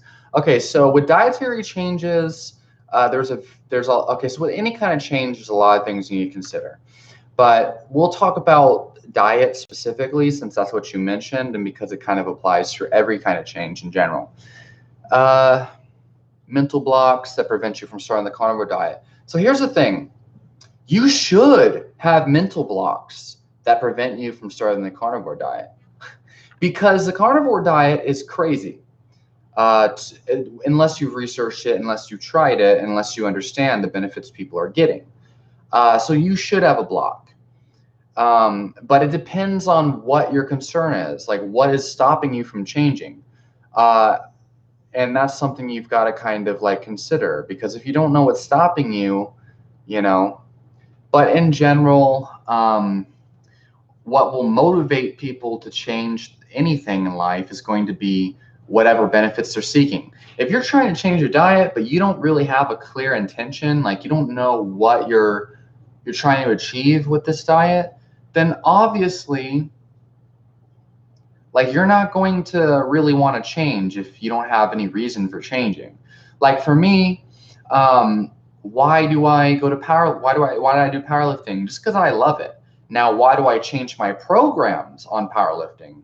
Because the program I'm running is not working anymore. So I'll do whatever program I think is going to help me continue gaining strength. In regards to nutrition, listen, if I have a health problem, I look to see what other people are using that completely reverse their health problem that I have. And if that's the carnivore diet, then I'm going to try it. So that's kind of what I think why most people start the carnivore diet, is because they have an autoimmune issue or something like that. For me, it was like, oh shit, everyone looks like they're on steroids. You know, I want to be like Sean Baker. So it's like, I was like, all right, let's try the carnivore diet. Let's see if eating more meat and pretty much nothing else does something for me. And I actually notice a drastic benefit in all areas of my life. But I think it's mainly the ketogenic diet and running on ketones with enough protein that really matters. Because typically the problems people have on a keto diet is just because like they don't eat enough protein or they're not supplementing properly, yada, yada, yada. But when you eat enough protein and you're on a keto diet, you feel like a boss. And that's something that the carnivore diet kind of does. Besides eliminating all foods that most people have allergies or intolerances to. So if you don't have any reason to do the carnivore diet, then that's why you're not really feeling like doing it. Are you still doing that diet experiment with legumes? Okay, that's a good question. So yeah, like essentially I've been doing a probiotic experiment. It's been about 6 days now. And basically what I'm doing is I'm taking a high dose of high quality probiotics, and I'm also consuming, and I'm slowly adding in plant foods that used to cause me problems. Some of those plant foods were like beans, brown rice, anything with a hard outer shell, anything extremely fibrous that's like a whole grain. And so far, I've actually noticed the probiotics have drastically increased my intestinal ability to digest legumes. I've been eating a frozen mix with peas, corn, lima beans, and various other legume type foods that usually would give me psoriasis. They would cause inflamed intestine. By the way, if you want it, the best way to know if your intestine is inflamed is to look in your stool after you poop, and if it's really, really tiny, chances are that means the intestine was actually inflamed. It was super tight, and so that's why your poop is so small, because the tube it just came out of is restricted from inflammation, from irritation. And beans used to do that to me, but they don't do that anymore. That doesn't mean I'm going to be eating a lot of beans. It's just an experiment, right? So very soon I'll be adding in brown rice or quinoa, and we'll see what happens. So now Brittany asks, you think white tongue coating is caused by candida? I think it can be caused by a few different factors. For me, consuming dairy causes it. Yes, Brittany. Dairy is definitely a factor, and it definitely, well, not dairy in general. So I used to think that dairy just caused me problems in general. These days, I eat unlimited amounts of cheese. Like, you should have seen the plate I just ate. Follow me on Instagram if you haven't already. Keto Conqueror with a K. Keto with a Conqueror with a K, and I'll be posting the picture of what I just had before this live stream, so you know what I'm eating. I eat a ton of cheese. I drink a ton of heavy cream. And I can even consume small amounts of milk now without having problems. But if I consume too much milk, I believe the lactose, I used to think it was a casein protein, but no, the lactose, something in regular milk causes a white coating on my tongue that can turn yellow over time. And it also can cause breathlessness and other weird problems for me. But regular cheese and stuff doesn't cause that. I think it depends on the person, but overall, what I've found is white tongue coating typically seems to be caused by undigested plant foods in the intestine. I think if you do a carnivore diet, or you should start with an autoimmune paleo diet and see if your white tongue and your other symptoms go away. And if they do, you can start adding back foods and see what triggers it. Keep a food log. If you don't log your food, you're a fool. You're never going to find out what's causing your health problems if you don't log shit down. But I think SIBO, I think Candida, I think any type of pathogenic organism is going to overgrow when you have undigested food in your stool or in your intestine. Typically, vegans, they try to say, oh, like meat rots, blah, blah, blah. That's completely false. Meat is almost entirely digested by your stomach acid. What actually ferments and rots in your intestine is plant foods. And especially if you've had a long history of antibiotic use, it can wipe out the gut bacteria. The gut bacteria is responsible for digesting most plant foods. And so if you consume plant foods and you don't have that bacteria in your intestine yet, then it's going to take some time before the bacteria grows in your intestine and breaks down that plant food. So if the plant foods are undigested and you don't have the bacteria that would normally digest them, then I believe other organisms come around and start to grow in there. And so you can have all sorts of weird shit happen down there if you're eating foods that can't be digested yet. And in this case scenario with the plant foods, that's why I started the probiotic supplement to test my theory. And if the probiotic supplement allows me to digest these foods that used to cause me problems, that's pretty strong proof that it was the antibiotic use, the antibiotics that doctors gave me a couple years before I started having these problems. And now I got these probiotics that came through and I can digest these foods. So my theory on, again, overgrowth of Candida or whatever, it's because of these undigested foods from the antibiotics wiping out my bacteria, because the bacteria is not digesting the food and now it's just sitting there and I just shit it out. The tongue symptoms went away, the poop problems went away, yada, yada. So that's what I think. Let's see. Wow, there's a lot of questions here. Since you're into health, nutrition, and wellness, are you planning to pursue some sort of career? You'd be a really good practitioner. Actually, right now, I've actually got a really good opportunity lined up at a really good nutrition store, actually, that pays their employees really well. And we actually have a physiologist, PhD physiologist on staff, nutritionist on staff, et cetera, et cetera. And right now I'm kind of looking into basic careers, and I'm just going to see how that goes right now. And I'm going to build my YouTube over time. I'm also going to go back to college and pursue a graduate's degree, probably in nutrition or sports physiology or something like that. And we'll see. And I appreciate your compliment. Everyone keeps telling me this is what I need to do. This is what I belong. This is what I'm all about. So we'll see. Twerking man, you're right, man. I'll get a stool test. Yeah, I definitely feel like you should. Yeah, those LDL studies were absolutely ridiculous, Brittany. And I'm glad you saw that video. I think Vegan Gains should address that. Yes, I do want to know why you don't want to debate him. So essentially, the reason why I don't want to debate Vegan Gains, so there's a couple reasons. The main one is that, first of all, there's a lot of reasons, but one of them is he's this big vegan YouTuber who has a gigantic following of militant vegans. And over the last couple months, Vegan Gains has gotten much more civil and much more better at dealing with other people. He no longer just resorts to yelling and mindless arguing and nonsense. I actually have been watching his debates lately, and I've kind of like thought, damn, like I really want to actually talk to him. And I've always liked his videos. When I was vegan, I liked his videos, and now I'm not vegan. I think he's great. I think he's representing the vegan paradigm really well. A lot of people are like, oh, he's crazy, this and that. And like, of course, yeah, sure, there's a lot of symptoms of different mental health issues with him. But I think that besides our like, if he doesn't let his own dogma or whatever get in the way, I think me and him could be great friends. But then again, he shows a lot of very disgusting character traits, and most of them are just like insecurities that it's very hard for me to be around.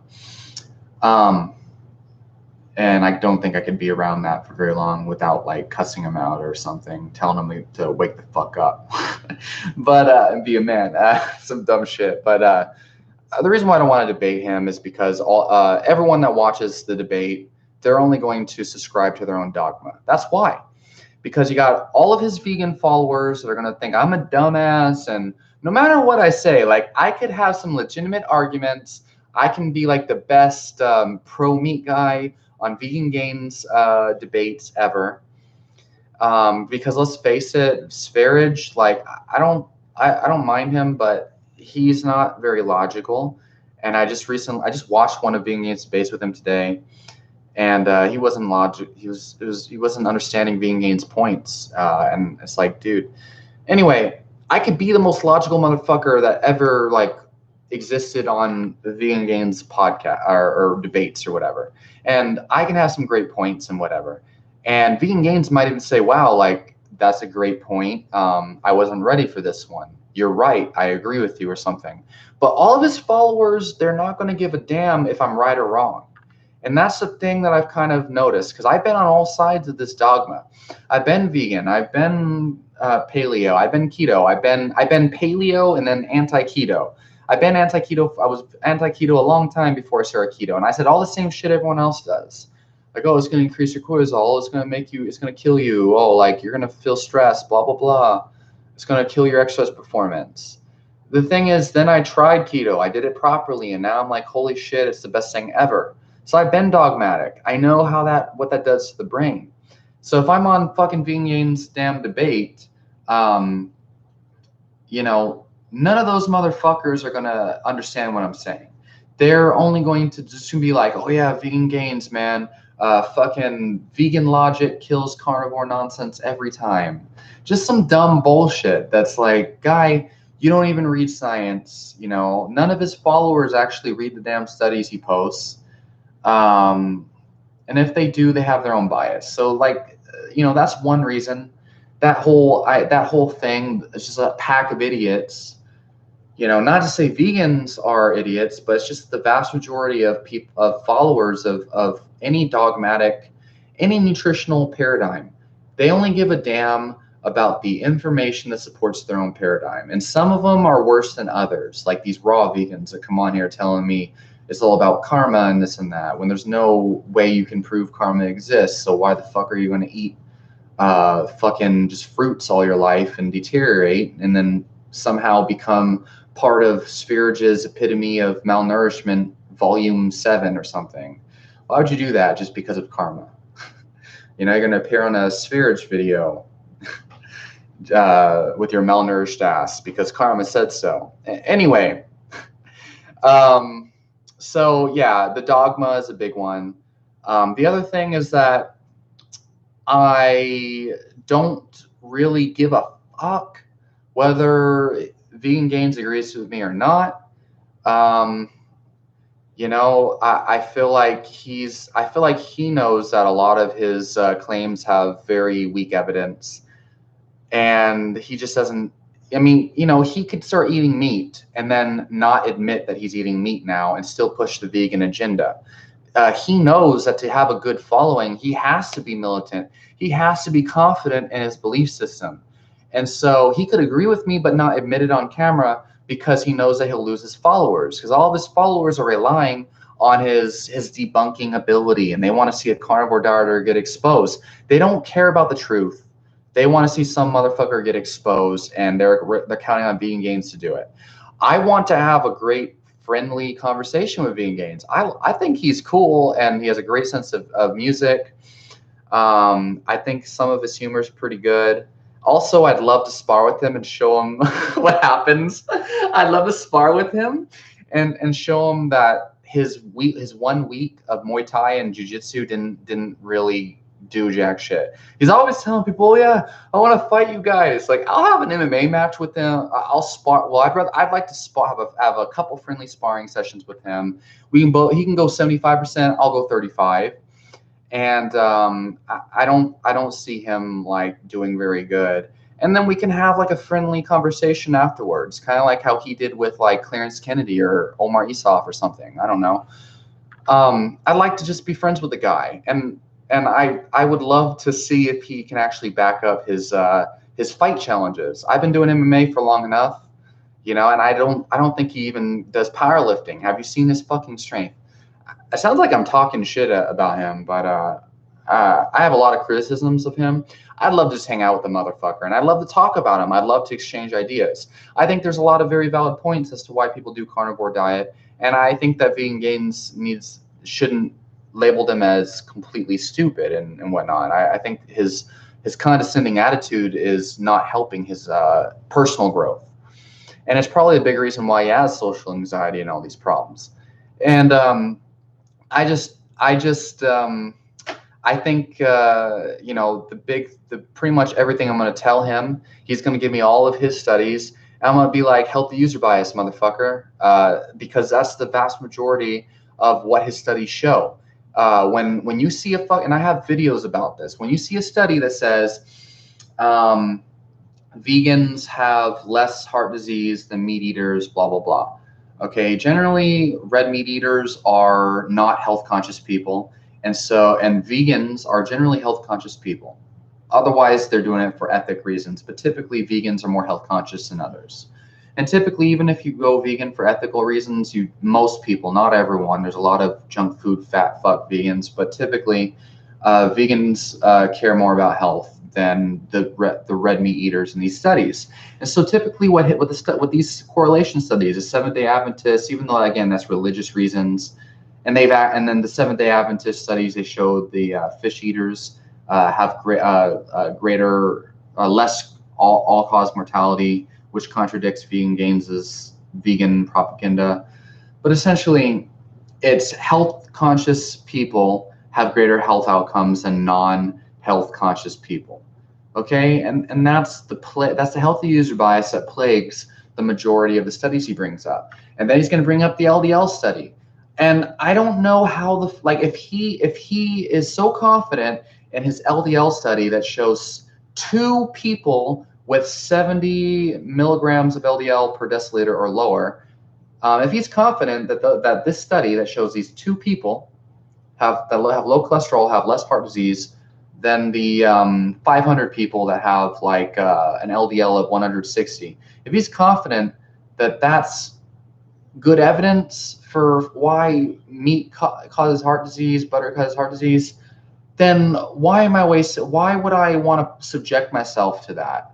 I'm going to get humiliated, not because my points are invalid. I'm going to get humiliated because the people judging me are not critically thinking. Essentially, they're insane. It's retardation. It's crazy. And no offense to retarded people. Maybe I can help you with nutritional. I'm sure you can improve your IQ level. Anyway, so I don't know if that made sense. Like, you know what I mean? At the very least, maybe it'll turn out good. I think the best thing I can do is, point out the flaws when possible. And then just like, if I don't know, I don't know. I don't want to be like the Frank Tufano Googling fucking studies in the middle of the debate. I don't want to be like Sfarage, who just like can't accept when Vegan Gains got him. And it's just you're walking into hostile territory. I don't know why I would want to fucking do that. I don't have any intention of debating him on live camera. Um, and I think he's really, really good at what he does anyway. I think somebody like Paul Saladino should debate vegan gains. I would love to see that. Paul Saladino's a fucking savage. If you guys want to see the best debate ever, there's two of them. The first one would be Paul Saladino versus Lane Norton. Watch the entire debate. It's amazing. Paul Saladino completely fucks Lane Norton in the ass. And I think that's great because Lane Norton is one of those guys who thinks an apple is the same fucking thing as a candy bar as long as calories are equated. It's ridiculous nonsense. Um, Calorie is not I don't believe in a calorie is a calorie type of nonsense, flexible dieting bullshit. But anyway, yeah. The other good debate that you guys can check out would be Chris Kresser versus Khan, Joel the Con Man. And I think Joel Khan's cool. I like his style, but Chris Kresser completely fucked him in the butt too. It was a great fucking debate. So what do you think of Avengers Endgame? Also Twerk for Work. That's funny, guy. I think Avengers Endgame was cool, was great. I watched it with my girlfriend. I don't really like watching fucking movies unless I'm with a friend or something, or it's a date or some bullshit. And I don't usually buy my own movies anyway. If a girl's gonna take me on a date to a movie, I'll fucking go. And that's about the only reason why you could drag me in a damn movie theater. Like honestly, my idea of like movies and shit is watching health lectures or watching martial arts videos or MMA matches or instructional videos or self-improvement lectures or some shit. I don't know why. I'm actually addicted to informational lectures and documentaries. It's kind of not a good thing. Sometimes I wish I could just willingly watch a movie. But I'll admit, Adventures in Game was pretty cool. The fight scenes and shit was cool, but yeah. The main issue starting with the carnivore diet is feeling restricted, I suppose. And I guess that's why you say it's crazy, because it's so restrictive. I would like to improve my health, and the carnivore diet definitely helps. Okay, Brittany, that's a really great comment you just left there. So listen, if you just want to be healthy and you don't like the restriction, that's the thing is I've made videos where I talk about, look, I'm not against vegetables or fruits. I just don't think that they're the important food group that everyone thinks they are. I don't think that you need to go out of your way to fucking stuff your ass with broccoli, and kale shakes and whatnot in order to feel good. In fact, I think that it does the opposite for a lot of people. But if you fucking like kale shakes, if it's something that you enjoy and that you feel is actually making you feel good, you know what I mean? Because that's the big thing. If it tastes like shit but it makes you feel good, then go for it. But my whole thing is, I don't think that the carnivore diet is the healthiest diet in the world. I don't think it's necessary. I think that for a lot of people with certain digestive problems and other things, it could work wonders. I think you should try a ketogenic diet though, for at least 30 days, because it takes about 4 weeks for you to start getting the benefits. The first 2 weeks of a ketogenic diet, you don't really have as much energy, especially if you ate a lot of carbs before. You have to go through the keto adaptation phase. And so I would say try the keto diet for 4 to 8 weeks. The reason why I say that is because the ketogenic diet is a very big change. It's like night and day. There is no comparison. The ketogenic diet is not a diet. It's not just a diet. The reason why the ketogenic diet is such a fucking huge trendy thing now is because it literally changes your entire body's metabolism. You're no longer, your whole life has just changed completely. It's almost like you have a new body. That's what the keto diet does to you. Any diet that puts you in ketosis is going to do this. You don't have to go carnivore. But basically, all of your cells are now running on ketones. You don't even have to fucking eat food for a long period of time, because you're training your body to burn its own body fat inside of itself into fuel. And when you do this, you experience unlimited energy, mental clarity. You don't feel hangry at all. Today I fasted for like 22 hours, and I actually had 3 extremely intense gym workouts, and then I ran around town with my girlfriend. Okay, and I only ate 1 fucking meal.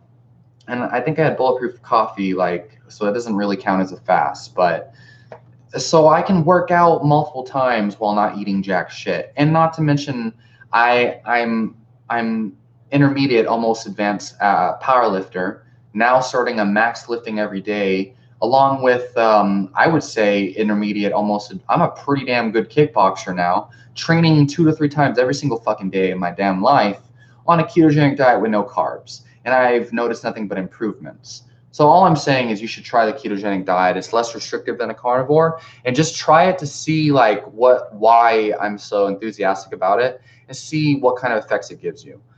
Otherwise, you don't have to do carnivore. Look, you don't have to. It's not worth it. It's not that big of a deal. You know what I mean? It's not something you should try to force yourself into. Really, it's not really that big of a deal. If you don't have some kind of crazy digestive problem or hives or psoriasis, there's no reason to go carnivore. All right. And I think these people who say vegetables are toxic are fools. Absolutely. You know, how the fuck could like Spirit says garlic is toxic to the brain? Every time I get any kind of infection or any kind of flu or something like that, my girlfriend brings it home from all of her sick coworkers.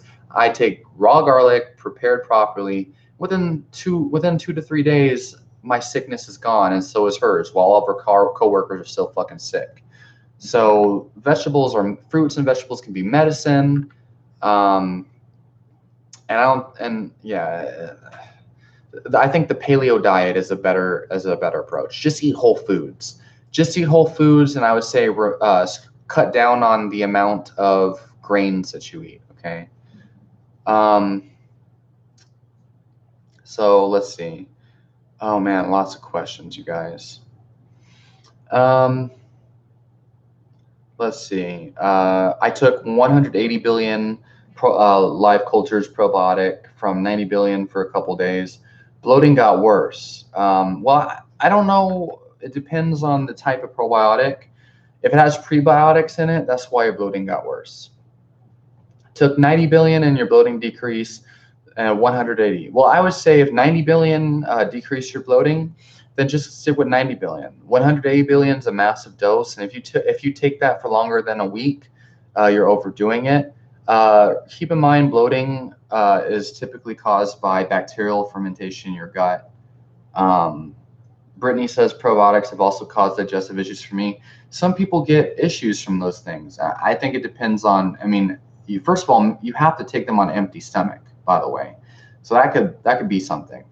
Second of all, different strains cause different types of issues.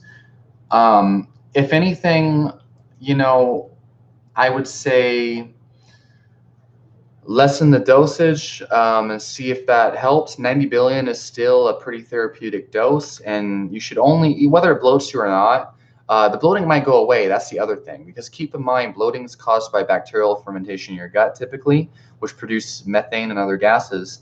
And if you're having bloating, if you just stop the probiotics after a day of bloating, then you're not giving it enough time.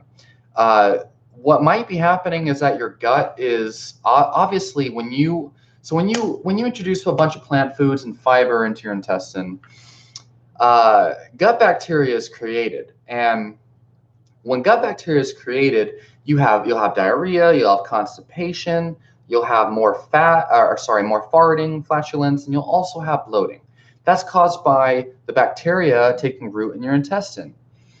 And so, I mean, I would say if you can take less and you get benefits, then do that. Otherwise, I'd say give it a couple days, because you have to feed the bacteria. Then once the bacteria take root in your intestine, the bloating should go down, the farting should go down, and you should see nothing but benefits. And that's the way you should think about all foods. When you start adding plant foods into your diet, you're going to have problems for about a week, and then those problems should go away. The average person just thinks that it's fiber, but it's actually much deeper than that. Wolfgang. My name is one entire word. It's not separate. It's a name. It's okay. Last question.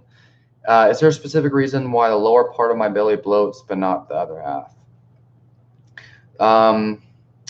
Okay, well, first of all, make sure that it is actually intestinal bloating and not anything else. What I would tell you is if it's fat, it's fat, but if it's actually bloating and you're only bloated in a certain part of your stomach, typically you're going to be bloated in the bottom half anyway. That's typically where people bloat. But that just means that there's probably bacterial fermentation, or that's where the gases are from the bacterial fermentation in the side of your intestine. If you're bloating in a specific area, it's because there's gases being produced in that area. And I would say it's that simple. Thank you, Twerking Man, for your question. Let me drink some water because I've been talking for 2 hours now.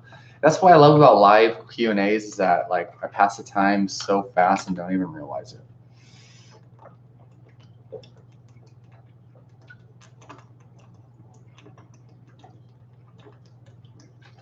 This video is sponsored by meat. No, I'm just kidding. All right. So Nedjik Vodopivic. So I'm sorry if I butchered your name. I have the same problems you had: white tongue, food and stool, fatigue, bloating, weight loss. I thought for months I had candida because of white tongue. I cut dairy and gluten out a long time ago and went vegan, but I am still tired. Tried to do autoimmune paleo diet for a few days. Wasn't bloated at all, but I wasn't pooping at all, and that made me stop. Okay, so here's the thing. You must understand that so food and stool, that is a clear indication that your intestines are not breaking down the food as efficiently as they should be. That typically is an indication of a bacteria problem of some kind. And again, from my probiotic experiment that I've been doing lately, and considering all the other aspects, such as my previous history of antibiotic use and whatnot, what I've kind of figured is that, again, like I just got done discussing, this has to do with the fact that your gut bacteria is probably demolished, and it takes some time for it to develop.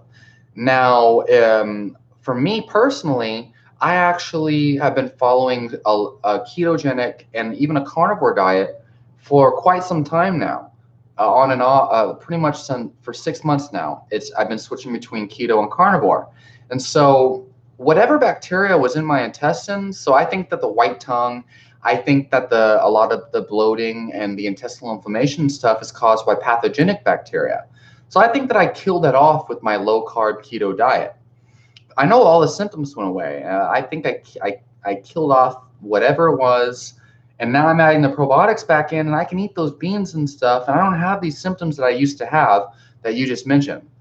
So I think going on a keto diet for some time or a carnivore diet for about a month, and then adding probiotics and then slowly adding back in those plant foods, I think that might actually help. But you have to also keep in mind it takes some time for your intestine to get used to all the plant foods.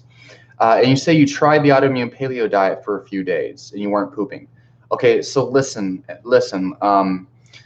First of all, I want you to understand fiber does not necessarily make you poop. You don't really, well, it does, but you don't need fiber to poop. I know this for a fact because when I followed a properly formulated ketogenic diet and I removed all plant foods and all fiber completely and did carnivore for approximately 4 to 6 weeks just recently, or 4 weeks, what I noticed is my poop is fine. The only thing that seems to matter as far as poop is concerned is your electrolyte status, sodium and potassium particularly, and then water, and then how much fat you're eating. And that's in the context of a ketogenic diet or a carnivore diet. I have just as great bowel movements as I did when I was eating more fiber. Of course, the more undigested plant food you eat, the more you're going to poop, obviously, because obviously undigested food, where does it go? Your intestines, your colon, and then boom, out your rectum. So, but if you weren't pooping, look, if you tried the autoimmune paleo diet for a few days and then you weren't bloating at all and then you weren't pooping at all, why did you stop? It removed your bloating and it was only for a few days. It takes anywhere from 4 to 7 days for your bowel movements to start regulating after any dietary change. I think this whole like obsession with poop, like I gotta poop more, like I think it's hurting people, and I think that you should go back on the autoimmune paleo diet. Actually, make it simple. Just flesh foods, meat, fruits, and leafy green vegetables, particularly broccoli would be a good idea. Broccoli and cruciferous vegetables and whatnot. The most easiest to digest foods, and make sure you cook them all. Cook everything except for your leafy greens and your fruits.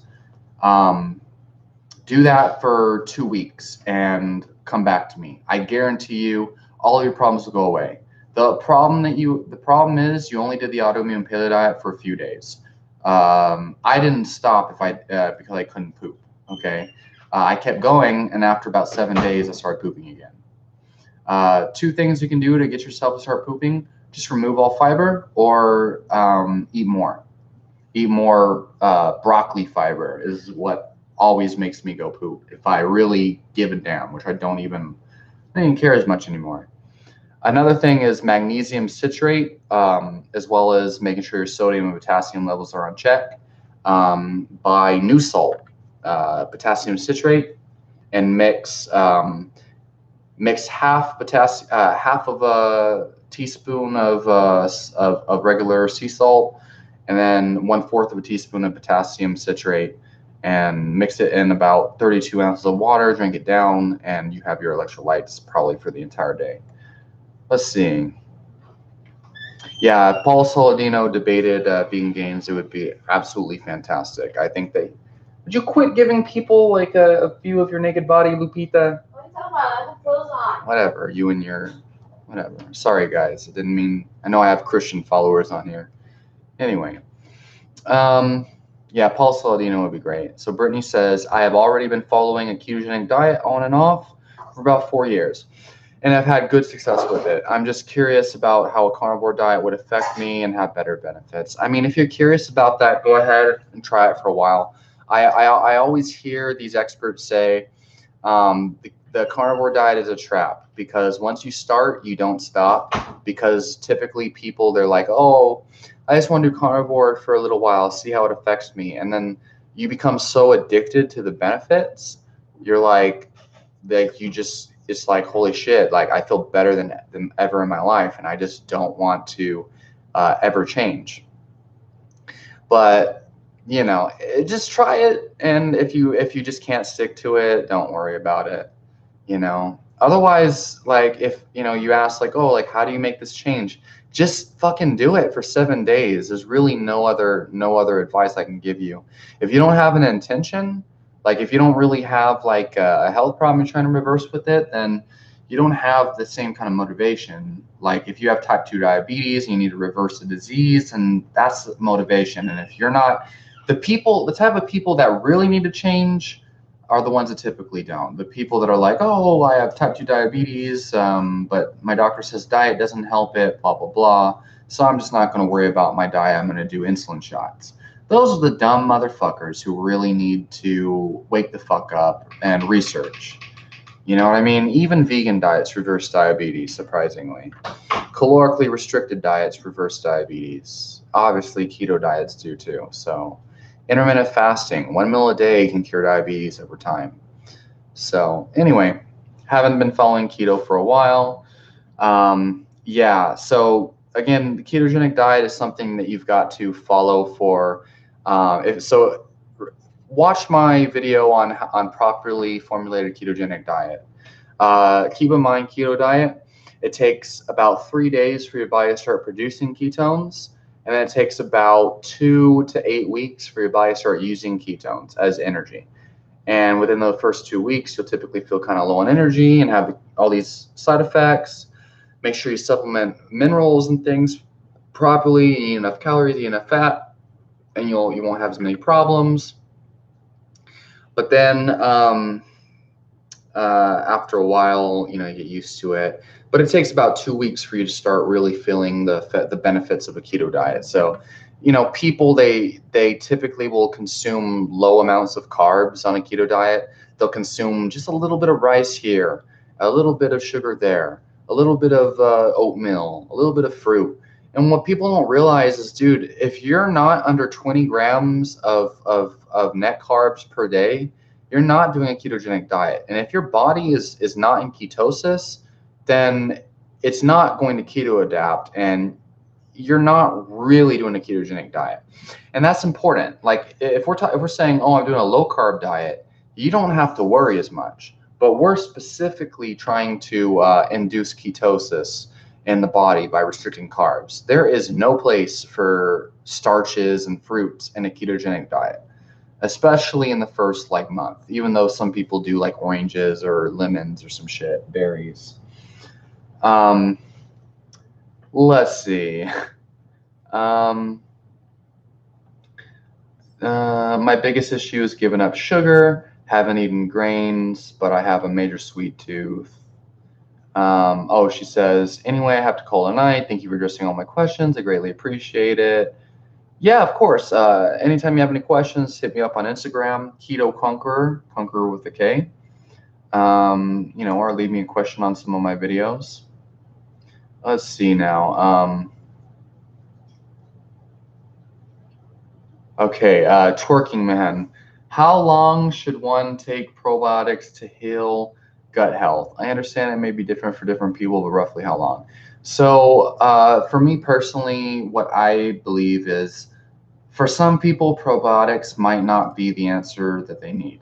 But if probiotics are the answer and it's something that you need for to solve your problems, I would highly recommend 7 to 10 days. 10 days is probably at the most, and it's ideally 7 to 10 days. You take about anywhere from 100 to 200 billion live active cultures per day, strictly straight on an empty stomach every single day for 7 to 10 days. And in the meantime, gradually increase your dietary fiber intake. And if your problems do not heal by the 7 or the 10-day mark, after being really, really strict and disciplined with your probiotics and slowly, gradually increasing your fiber intake, if your symptoms don't improve, then that's a clear indication that probiotics are not what you need. I feel like 7 to 10 days is enough.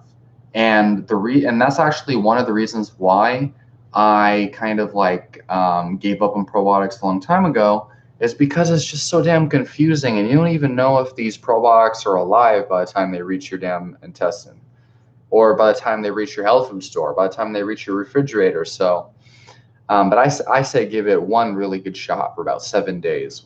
Just make sure it's a super high quality, high dose probiotic. Twerky Man says, how long do you last in bed? No homo. Depends. That's a really good question. By the way, anyone who's watching this video right now, leave me more questions down below, because I can see it's getting ready to get real humorous real fast. Ask me all of your science questions. Ask me whatever. Give me a good one, by the way. Specifically, a science question would be great. Something about, I don't know, like new physiology or something. But Turkey Man, how long do I last in bed? Hey, Made by Ruben, ask me a good question, please. I could use it. So it depends on the girl, really. I've actually had a time where I specifically try to last as long as I could. This is back in my heyday, where I was addicted to porn and everything. And I think I had lasted something like 63 minutes or something. And I got bored as fuck. And I've noticed after about 30 minutes of having sex, it can get really boring really fast. And it doesn't matter what, not unless I have I don't know, 4 girls at once or something. Otherwise I get bored after like 30 minutes. And sometimes and usually by that time the girl has already gotten off multiple times. So she'll get bored sometimes too if she can't if she's orgasmed all that she can orgasm. So after about 30 minutes, I've noticed is the cutoff, but it depends on the person. Some girls, they orgasm easier than others. And so if a girl can orgasm sooner, then obviously I have less to worry about. Um, and if I orgasm too soon, then obviously, and by the way, again, anyone watching this video, ask me your questions down below. Ask me your questions about anything health related or anything in general, anything health science, nutrition, physiology, herbalism, different diets, anything, psychology, any of that. But yeah, like how long do I last in bed? As long as I really need to, as long as I can possibly withstand. Okay. And it depends on the girl. And usually with a new girl, and again, I've been in a relationship for like 4 years now, but if with a new girl, it would always be much longer than someone that I've known for a long time. But it just depends. Depends on me and the person. It depends on the type of person, yada, yada. It really fucking depends though. But these days I could last as long as I want to. Do you ever have any cheat days? I do not have cheat days anymore, but I've been considering it. I've been thinking about. I've never ever been a fan of cheat days, and there was a long period of time where I would literally not eat anything unhealthy at all. Torquay Man. Oh, just remember, Yerba Mate. What's the best brand for creativity? So the best brand for creativity of Yerba Mate, it will really depend on you. I would say Guayarki is pretty good. I've had good results with Guayarki. Can you blurt this out in your stream? Big bubble butt Brazilian banana bashing babes. Okay. Sorry. Yeah, it's funny. Okay. All right, Torquay Man. I'm gonna answer Made by Ruben's question first because you've been asking me all sorts of questions. So, what do you think is the best way to gain muscle mass, volume, or how heavy you lift?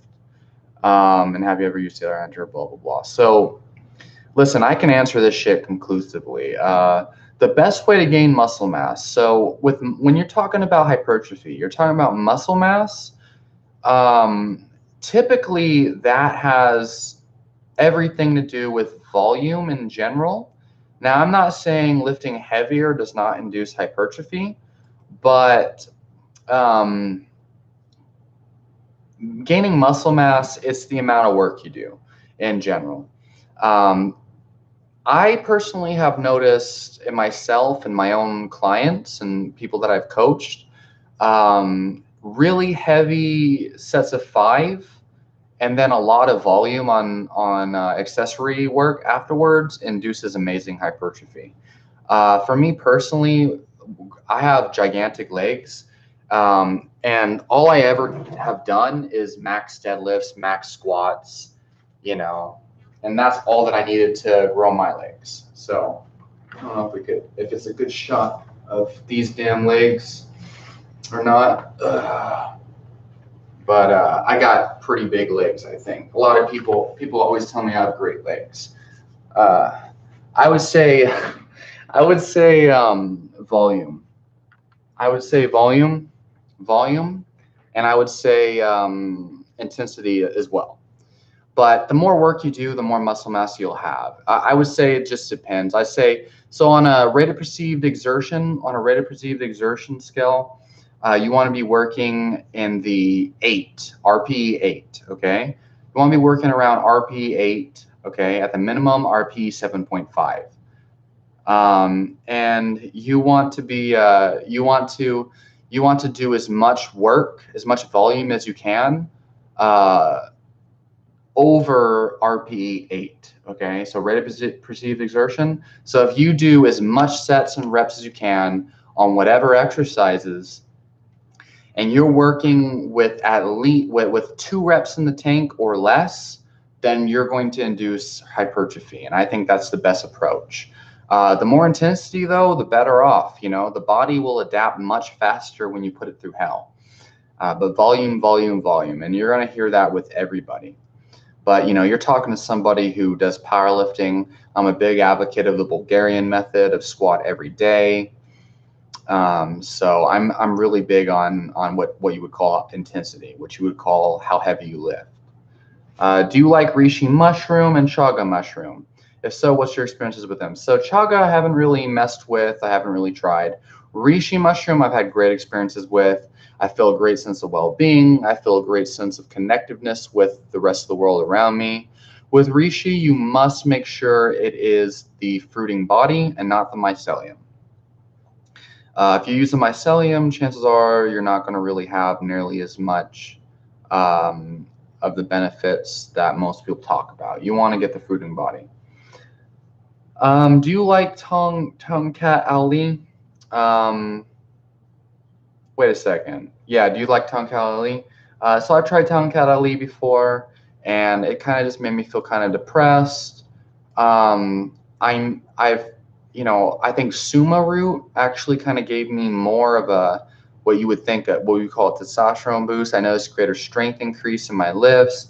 I noticed Suma gave me a greater sense of masculinity and greater libido. The Tongkat Ali that I tried made me feel depressed, made me feel like a bitch. So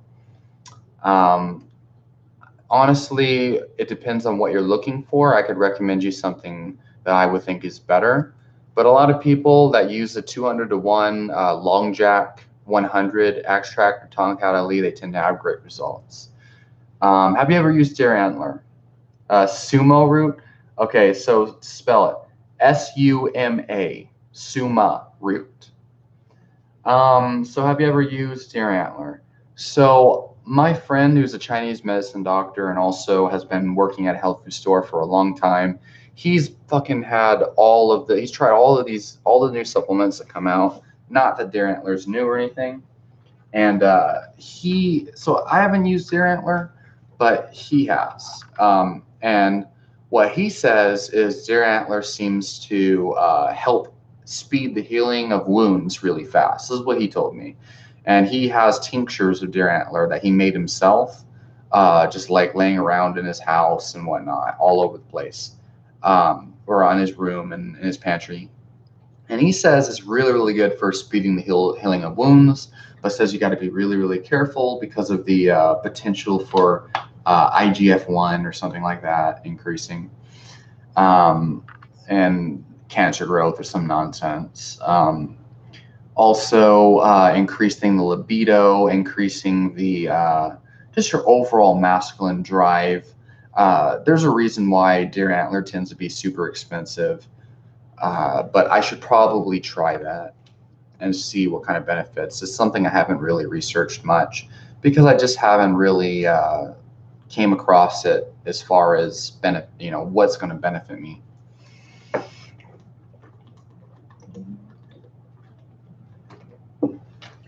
What kind of benefits have you guys had with deer antler, by the way?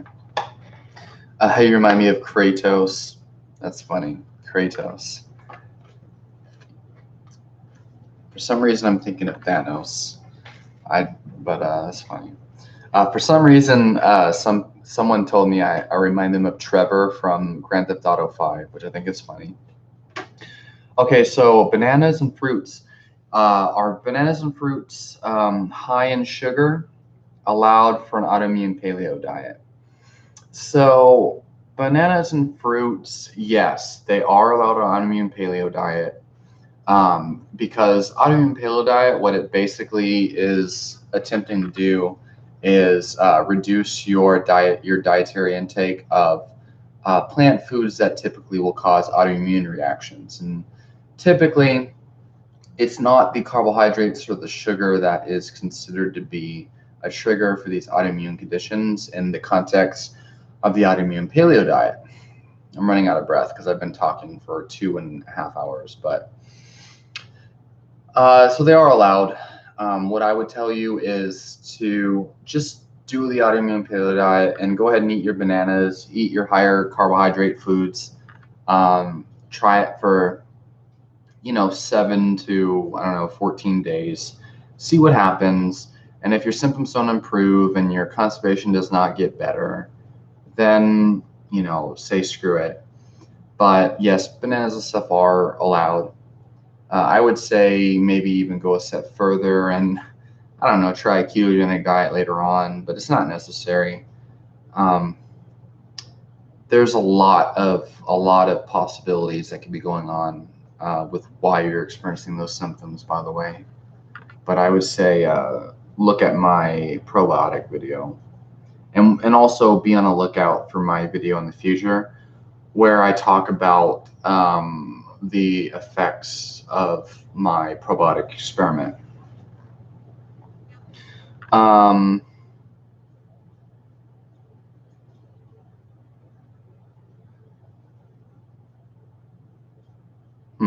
That's weird. Okay, so made by Ruben. I don't think Frank Tufano is gay. I know that he is gay, and I don't think that there's anything wrong with being gay. But I can tell you he's gay. There is absolute proof he's gay. People have found like some of his old or some of his Instagram posts or his Instagram likes where he likes other gay models' pictures. They found an old Twitter account of his. He is posting himself, or he's portraying a gay man in several gay romance films or pornography flicks or whatever. And then he just comes off as gay, acts gay. He can obviously fit the gay bill really easily. It's obvious to me he's gay. And when I found his gay romance skit, his acting or whatever, where he played a gay man or whatever. I found that long before anyone even gave a fuck about him being gay. And I just saw that and I actually commented on it. I said, wow, like you have good acting, man. Like this is good stuff, and I actually made me appreciate him more that he was open, about his sexuality. I think that more people need to get rid of their insecurities and their concern about other people's thoughts about their sexuality and who they are. But then he fucking, he's trying to say he's not gay and he's insisting he's not gay. He's trying to tell people he doesn't wear makeup. And it's clear that he's lying. So I don't think being gay is wrong, but it's clear he's gay. The Devastator. What are your thoughts on the GAPS diet? I think the GAPS diet is great. The GAPS protocol. It's not just a diet, it's an entire protocol. I think their approach to healing the gut is great. And I think if you really have severe health problems and you're willing to put in the time and energy into healing those problems, you want something that's most likely to work, I think the GAPS diet is essential. I think the GAPS diet is probably one of the most likely protocols to heal you. So I think a GAPS protocol is a good idea, and you should try it, and you should do it by the book. Let's see. What does it mean if your stool comes out in small pieces separately? That usually means you're dehydrated. So if you're not drinking, enough water throughout the day, if you're not taking in enough salt, enough sodium, and if you haven't tried taking magnesium before, then that could be another issue to a lot of your problems. But typically means you're dehydrated. The Devastator, I really liked it. Yeah, I think the GAPS diet is great too. Rahul Lacerado. Hey bro, I'm new to your channel. What is it all about? Also, just wondering where all your hair went. I love comments like this. So, I'm new to your channel. What is it all about? So, where did you find my channel? First of all, my channel. I appreciate you your question though. So, what is my channel all about? Clearly, my channel is mostly about nutrition science, where I basically explain all of my observations. I talk about the science behind most nutritional protocols and discuss different diets and different nutrition protocols and the science behind them, why they might work, what type of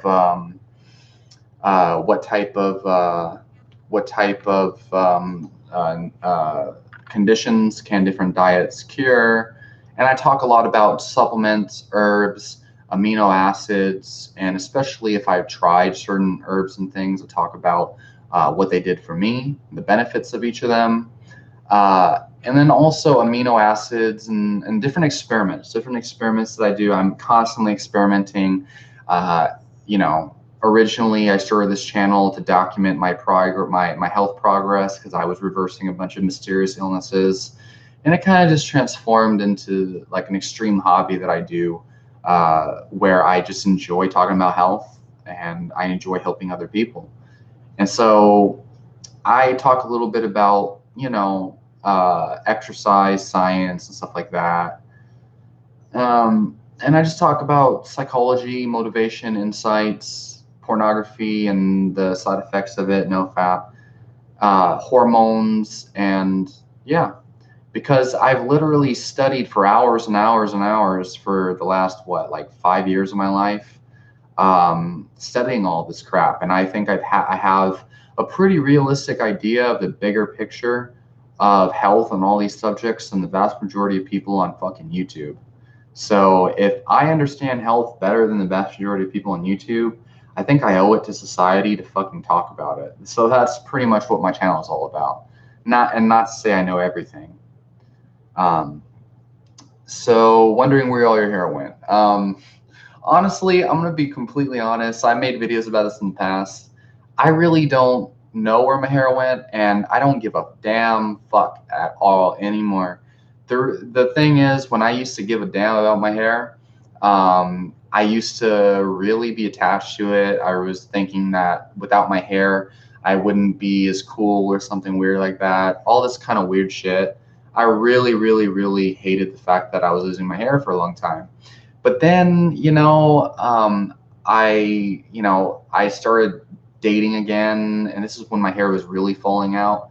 And so I went through this experiment where I didn't shower, didn't cut my hair, didn't shave my beard, didn't do fucking anything, hardly even changed my clothes for I don't know, 4 to 8 weeks straight. And it's called stoicism. It was a stoic experiment. And I would go out in public, I'd go to the mall, I would go to all my doctor's appointments and all these things, and I didn't have I didn't shower, didn't change my clothes, didn't do anything like that. I smelled bad. I didn't even brush my teeth. Hair was all greasy. And I realized that no one's opinions fucking matter. And here's where I'm going with this is I went on multiple dates during this time, and I started to realize like I had girls wanting to groom me. I had girls wanting me in their shower, and so I was taking showers with girls now, and I was like, what the fuck, man? Like, this is not supposed to happen. Like, I did this, I didn't like. It was crazy because I thought for sure that no girl was gonna want to give a damn about me because I smelled and I didn't change my clothes and all this crazy shit. And they're buying me new clothes and they were trying to get me to shower and all this crap. And so I realized that hair doesn't fucking matter. I realized clothes don't matter. And I realized the world's a really crazy place and girls are crazy, basically. And anyway, about a year or two later, like a year later, I met this girl who I'm with currently, who encouraged me to shave my head and grow my beard. And so now I fucking shave my damn hair, and as soon as I shaved my head and grew my beard, I started and I stopped with the gauges. I removed the plugs. I used to have plugs that were like almost an inch, and I started to notice all of these rich MILFs started checking me out, and now a lot of the older women and a lot of younger women too. Also, like, I get women from all ages now, like smiling at me, flirting with me, blushing at me, and this and that. And again, women flirting is a lot more subtle than like men. Men are pretty fucking obvious. But I was like, holy shit. All this time I thought hair was so important. And now I realize a lot of women like bald guys. Okay, so hair is important, huh? Tell that to the fucking Rock. Why do all these women like The Rock? Oh, because he's rich, he's famous. Yeah, fuck off. The Rock is attractive motherfucker, no homo. What about Jason Statham, right? Oh, he's rich, he's famous. Sure, sure. But he's an attractive man, no fucking homo. Like, what about Hinch Herbivore? He's bald and he gets all the women. What about Vegan Gains? Vegan Gains is bald. Anyway, I think hair is fucking stupid. But if I could, I used to have beautiful fucking blonde hair though. And if I could go back to having all the same hair I had when I was a kid, I probably would go back. I would probably take it, just because it was beautiful blonde hair, and I wish that more people could see that it was beautiful. But everyone thought that my hair was fake. They thought that I dyed it because it was so beautiful blonde. But everyone thinks I look like fucking Seamus. People tell me I look like Conor. Some people told me I look like Conor McGregor. People tell me I look like uh, oh yeah, I look like Tyson Fury. I look like Tyson Fury, the boxer. Google search him. I look like Tyson Fury when he has his beard grown out. So why the fuck would I get like, you know what I mean? I look like fucking Tyson Fury. He's like my doppelganger. Um, so yeah, but as far as what caused my hair loss, I think it's a combination. I think it's because I was addicted to energy drinks for a long time. I think high amounts of sugar and high amounts of cortisol, I believe, cause hair loss. I honestly think it's a cortisol thing. I think it's stress, because I think so much. I think so fucking much. I think this might be that. Also, one of my friends on Instagram, the Journal of Anthropological Engineering, um, his theory is that baldness is an adaptation that happens to increase the absorption of sunlight for vitamin D. So if you have like a chronic sunlight deficiency, the hair might actually go away so that it could better absorb sunlight, according to him. And I think that's a good theory. I used to care a lot. I used to do a lot of things to try to grow my hair. I took diatomaceous earth for the silica. I would eat certain foods to increase collagen production and all sorts of things. I used to do Taoist head massages. I used to do handstands and inversion tables. I really tried my best to make my hair grow for a while.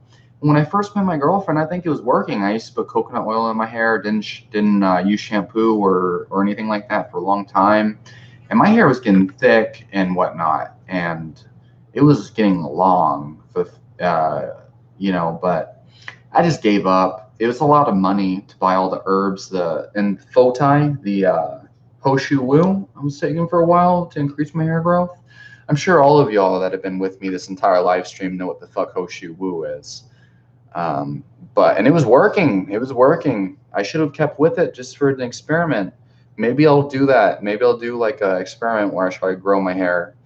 But I don't really give a fuck about hair. So, sometimes people like girls, like little immature girls, like they'll try to like make me give a damn by commenting on my hair or some shit. People try to talk about my hair loss, like calling me bald, thinking I give a damn, trying to hurt my feelings. I don't fucking care. I think it's fucking hilarious that people actually think it's an insult to call someone bald. It's kind of like when people call me white in middle school. In elementary school, little kids, the other kids used to call me white and think that it was some kind of insult. And I think that's fucking hilariously retarded. So, is it healthy to pick your nose and eat it to improve gut health? Twerking Man says. Honestly, Twerking Man, I think you need to go and twerk yourself into a lion's cage, and then you can ask the lion before it eats you what the lion thinks about picking your nose to improve gut health. Unless that's a serious question. I mean, because people think drinking piss is a health thing. I don't know. Maybe if it is, maybe it's the answer to Tim Sheaf's problems, Twerking Man. I haven't seen any scientific evidence to support picking your nose for improved gut health. But when I do, I'll make a video about it. How about that? Gray hair, I believe, actually, a lot of people have actually changed their hair color through certain dietary interventions. I'll get to that when I get down there. Let's see. Made by Ruben. Okay, this is a good question. Have you ever learned to dance, and what do you think of it as a longevity practice? I've read a lot about it having cognitive benefits. Okay, that's a really great question.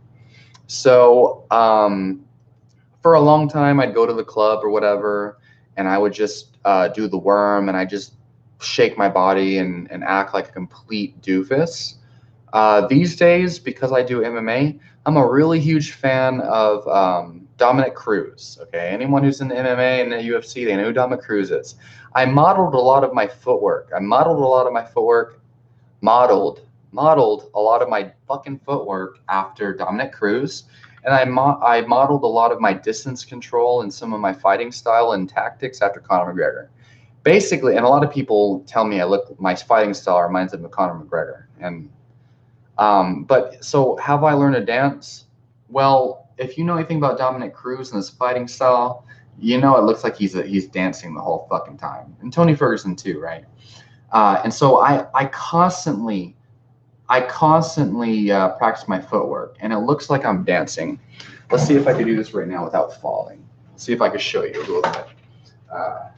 Holy crap! That scared the fuck out of me. Okay, my blinds are falling down. Uh, Never mind. No live footwork, I guess. Not right now. It's a sign from the universe. But yeah, so basically, I practice my footwork, and it's a lot like dancing. What do I think of the cognitive benefits, or thinking about longevity practice? So basically, any kind of new skill, especially when it involves body movements and things, especially when it involves remembering certain patterns and whatnot, will definitely increase. Will have cognitive improvement benefits. So um, everything from playing the guitar to even like karate, because like karate they do katas, learning new like patterns of body movement and stepping patterns and stuff like that. And this exercises your memory, it exercises your coordination skills. And so we know that this is how you build memory, this is how we build cognitive flexibility, mental RAM, you could think of it as, and environmental awareness, which is one type. Environmental intelligence is only one type of like 11 different types of intelligence. There's multiple types of intelligence. For those of you who don't know, intelligence is not just one thing. um, and as far as longevity is concerned, and also we have the state of flow. Dancing puts you in a state of flow, and also if you're actually learning how to dance, like real learning, it's the same thing as learning karate katas and other things. It's um, learning different patterns of movement and actually acting them out in your body. Um, it builds new neurons, increases brain-derived neurotrophic factor, neurogenesis, and so that's going to promote brain health and cognitive improvements. Longevity, though, I would say part of it is having fun, increases endorphins, is a form of exercise. It is a flow state, and if you're there's music involved, it's a fun, amazing activity. And for me, I do shadow boxing with a lot of crazy footwork and stuff while I'm listening to music.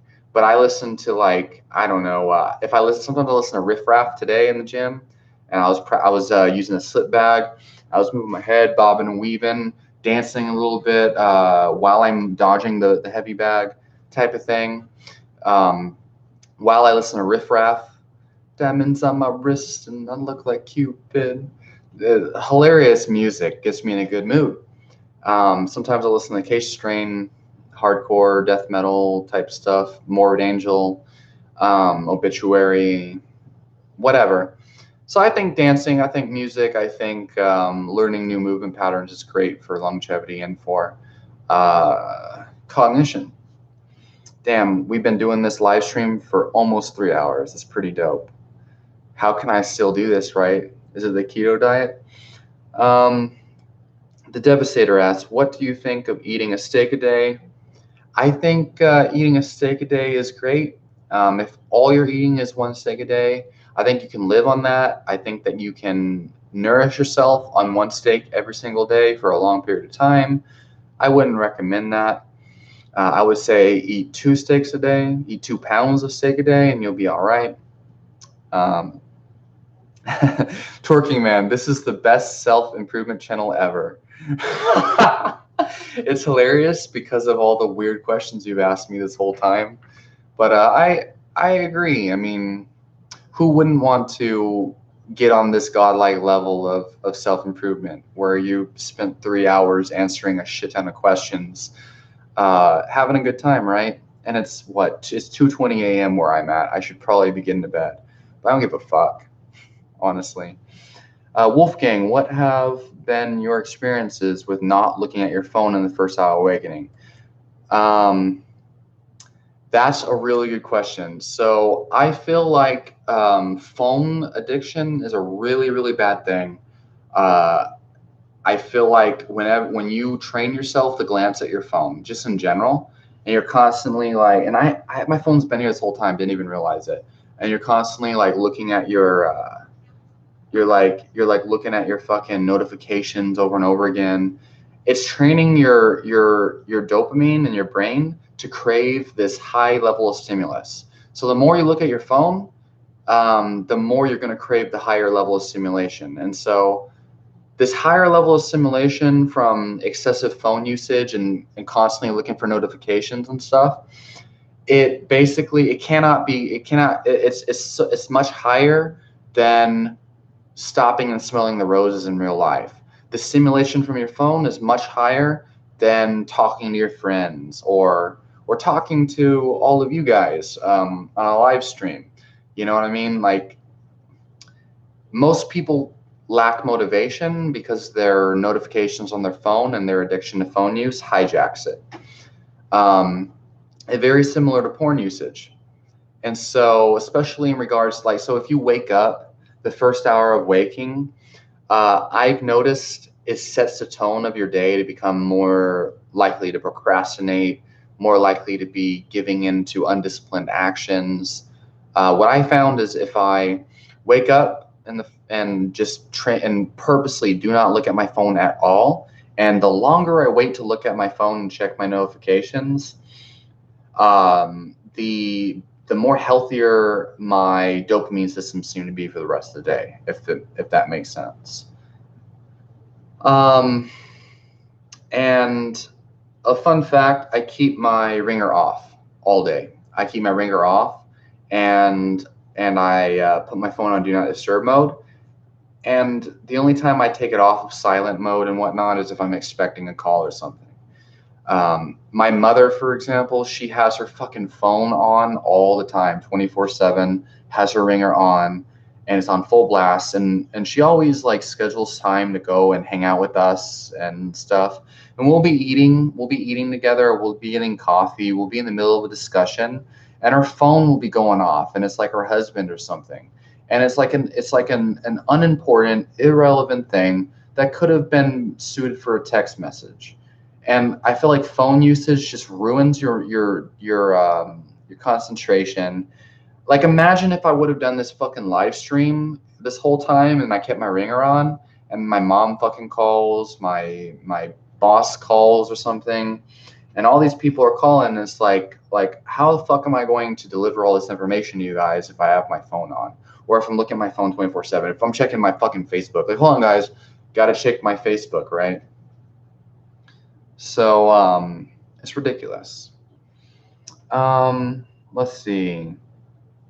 Ruben says, made by Ruben says, Hinch Herbivore is a steroid abusing muscle queen. So I don't want to call people names or anything, but I'll make observations and things. So I think Hinch. I think Hunchback of Notre Dame Herbivore. I think Hinch. God damn it, Fuckbutt. I think Fuckbutt Herbivore, whatever his name is. I definitely think he's on fucking some roids. I think he's on some PEDs. He might have gone off of them recently because he's lost a lot of size. A lot of people made videos pointing out his symptoms of gynecomastia. The guy has a really fucked up face. He looks like a damn dog, like one of those like puppy dogs. Like, his face is fucked up. Like, I'm so sorry. derogatory comments, politically incorrect, just too blunt. He's got a fucked up face. That could be a collagen. That could be like inefficient collagen production. It could be excessive stress. Like maybe he has like something going on in his personal life. He looks like the type of person. Like I don't want to start making ad hoc like severe. I don't want to slander him. He doesn't look like the type of person to have a very healthy relationship with his wife. Let's put it that way. I probably shouldn't be talking about other people on live stream. I'll start saying really stupid fucking shit. There's something wrong with that motherfucker. He looks like he's got a severe stress problem. I could be wrong. But yeah, he's fucked up. And I don't know. Bart K did a fucking hilarious video like today or yesterday where he talked about Hinch Herbivore's critique video on the NHS doctor. And I think Bart K's channel is fucking pure gold. Sometimes he points out some really serious flaws in research. Other times he just talks mad shit about people. And the whole video is him just talking mad shit. Yeah, I think Hinch Herbivore has a lot of problems. Let's see. Sorry, I don't know how to say this. Nejcik Vodopivek. What nationality is that name? I would really love to know. That's an interesting name, especially because my name's Wolfgang von Latman. That's pretty interesting too, right? Do you think gray hair is because of stress? Oh, Slovenia. That's pretty badass, actually. That's cool that that's like a real name. A lot of people wonder if Wolfgang is my real name, and it gets kind of annoying, actually. Do you think gray hair is because of stress? I'm 23 and I have a lot of gray hair. So first of all, just as a fun fact, I started balding when I was 17, just so you guys know. And it is true that all of my uncles are bald and balded at an early age. So maybe it's genetic, but as far as gray hair is concerned, I want to ask you, have you been on a vegan or a vegetarian diet for a long period of time? Because there's a lot of people that believe gray hair is caused by cholesterol deficiency. And then when people start to eat a high cholesterol diet for a long period of time, they find that their cholesterol or that their gray hair actually goes away, that they actually start to grow more color in their hair, which is pretty fascinating. So please let me know. Have you been eating a low cholesterol diet for a long enough time? Another possibility is vitamin D deficiency. It could be protein deficiency. I know that kind of sounds kind of whack. If you have protein deficiency, you'll have muscle wasting, and you'll call yourself a hard gainer. You'll be pretty skinny. But a lot of people also believe it's a protein deficiency. Could be a glycine deficiency, if you want to call it that. I've been a vegan for 6 months.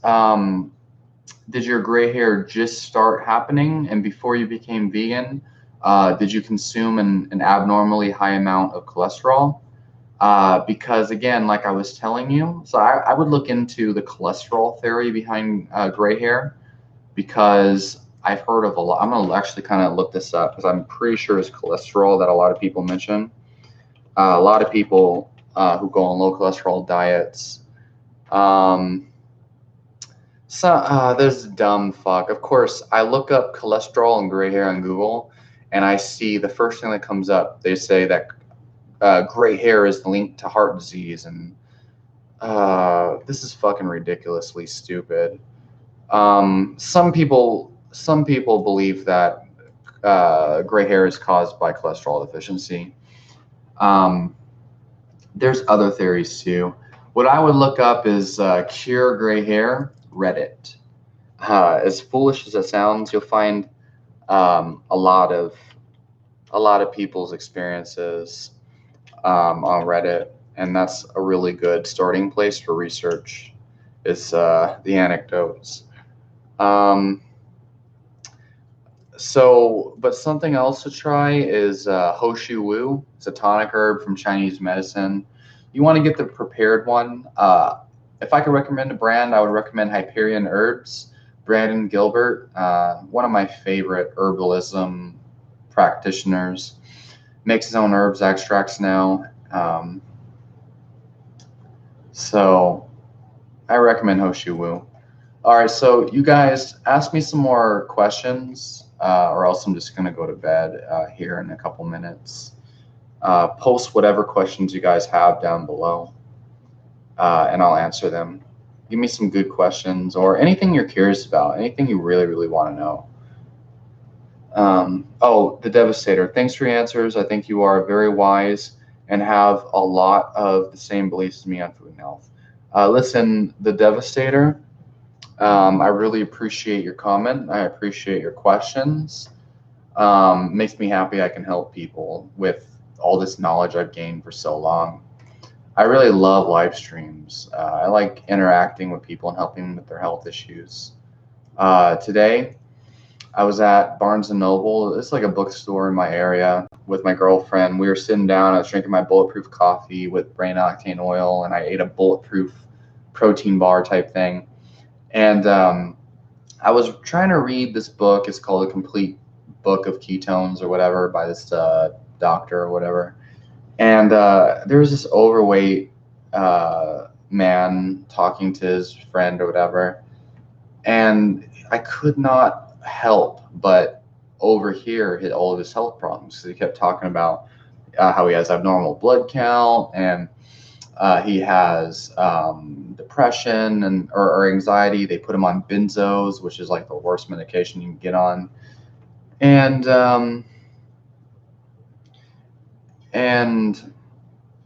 I could not help but immediately go over there to the table, introduce myself, and barge in on their conversation to help him out with his problems.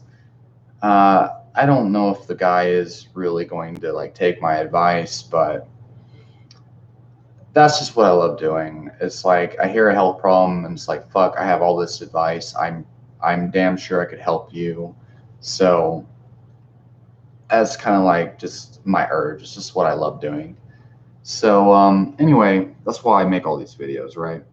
Okay, Twerking Man, does Mucuna increase wet dreams if I'm on hardcore nofap? So yeah, I would say if anything, it's a possibility that it might.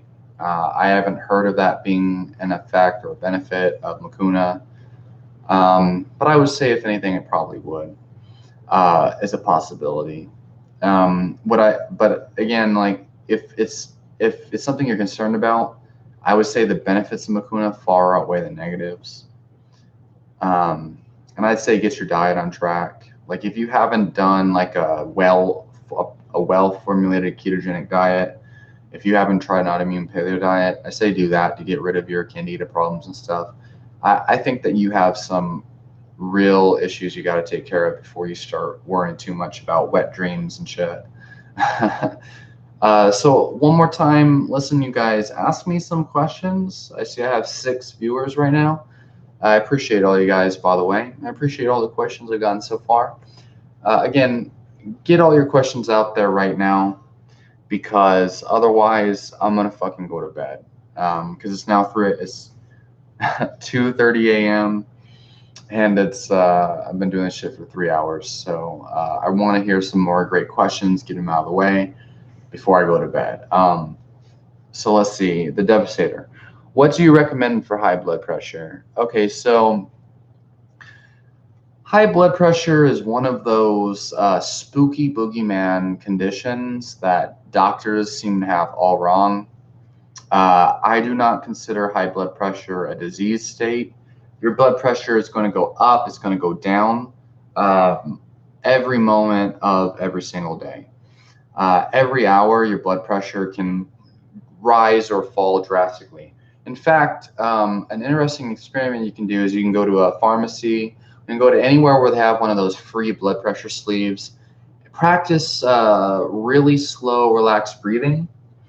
Practice breathing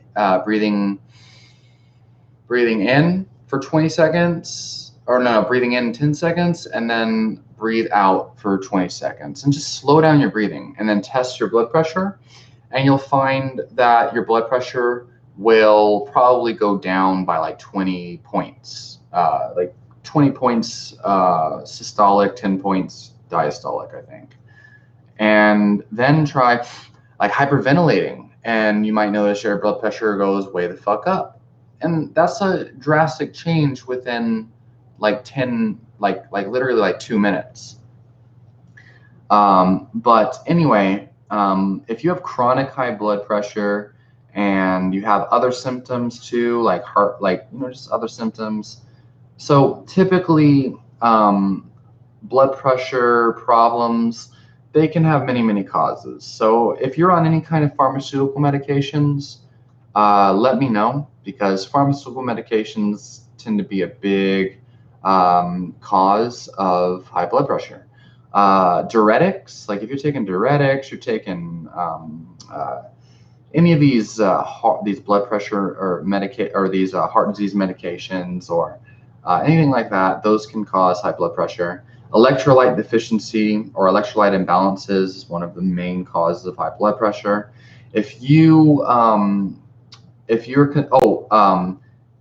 high blood sugar can also cause high blood pressure. And if you eat a high carb diet, or if you just don't really follow a specific healthy nutritional diet protocol, then chances are something you're eating could be causing it. Typically high carbohydrate intake, particularly from high glycemic load carbohydrates. An interesting study for you to look up. So I'm not really familiar with some of these, but let me just point you to a study. Look up the A to Z weight loss study, and you can see the Atkins diet, which is basically a ketogenic diet, compared to the Ornish diet, compared to the Mediterranean diet, I believe. No, compared to the Zone diet. So the Ornish diet is a low-fat, like vegetarian diet, and they have the Zone diet, which is high carb, high fat, high protein, compared to the Atkins diet. Basically, they found a ketogenic diet drops your blood pressure by like 3 times the amount that the Ornish diet does. And keep in mind, the Ornish diet is supposedly one of the only clinically proven diets to reverse heart disease. But the A to Z weight loss study, I believe is what it's called, the Atkins diet was shown to actually be like 3 times more effective. So you're trying the ketogenic diet. So I'm gonna have to do a quick Google search of your medications just so I know what exact types they are. Typically, I'm much more familiar with the mechanism of action. Let's see. Oh, an ACE inhibitor. Oh, wow. Okay. Right. So, okay. So, can I ask you, the Devastator, originally, why did you get put on these medications? Like, what was the reasoning from your doctor?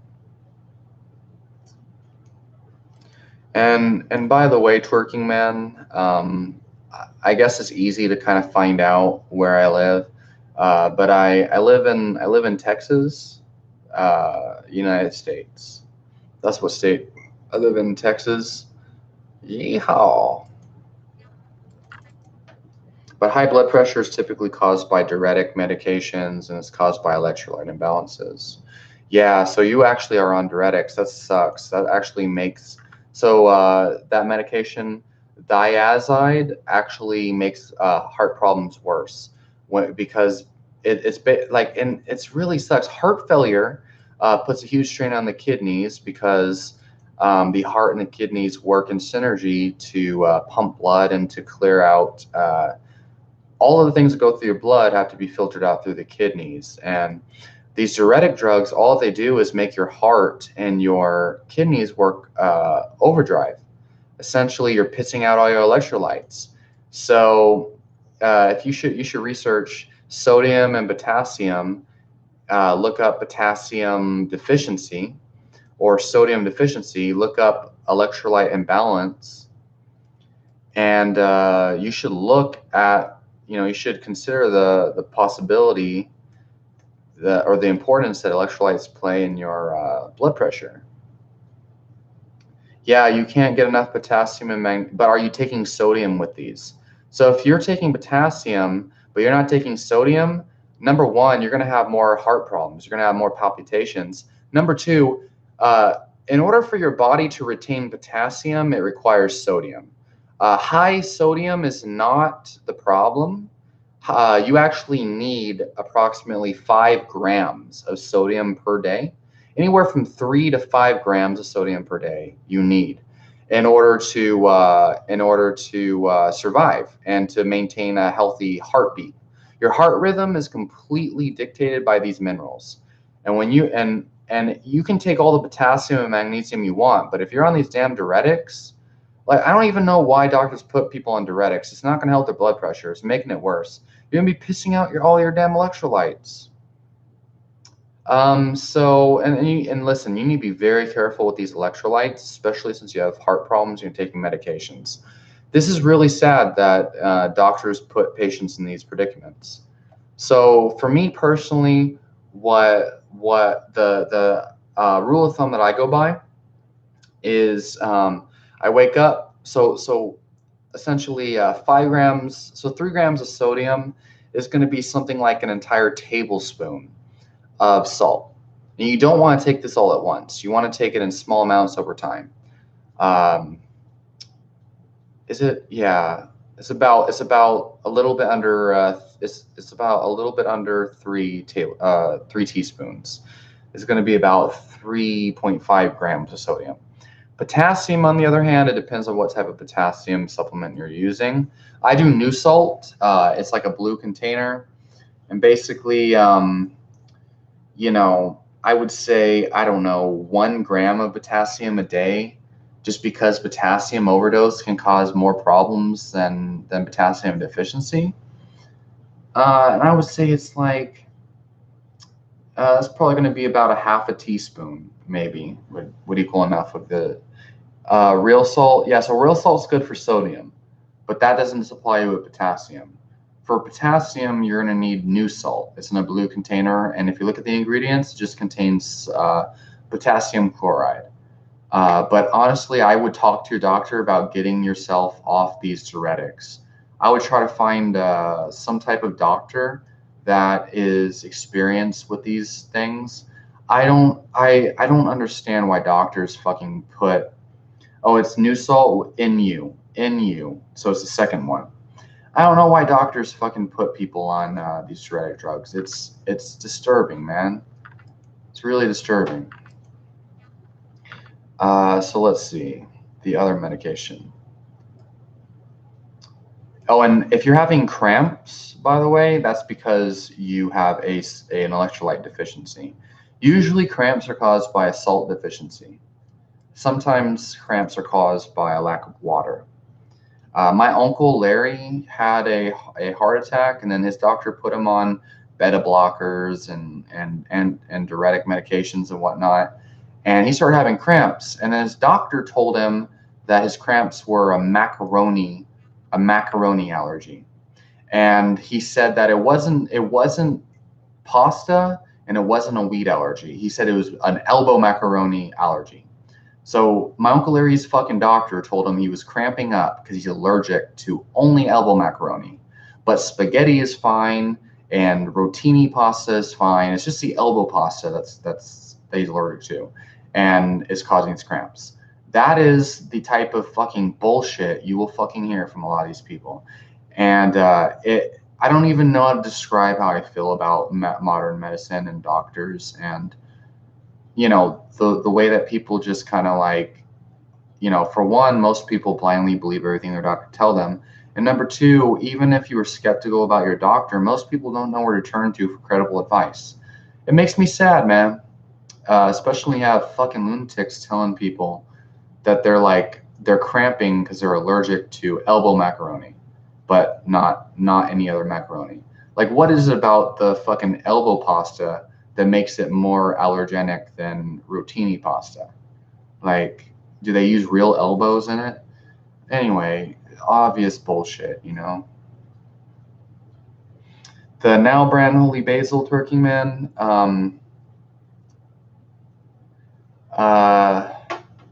So yeah, the Now brand Holy Basil's good. So you say thiazide gave you an eye stroke, and your doctor didn't take you off of that? It's ridiculous. Oh yeah, so you're on calcium channel blockers too.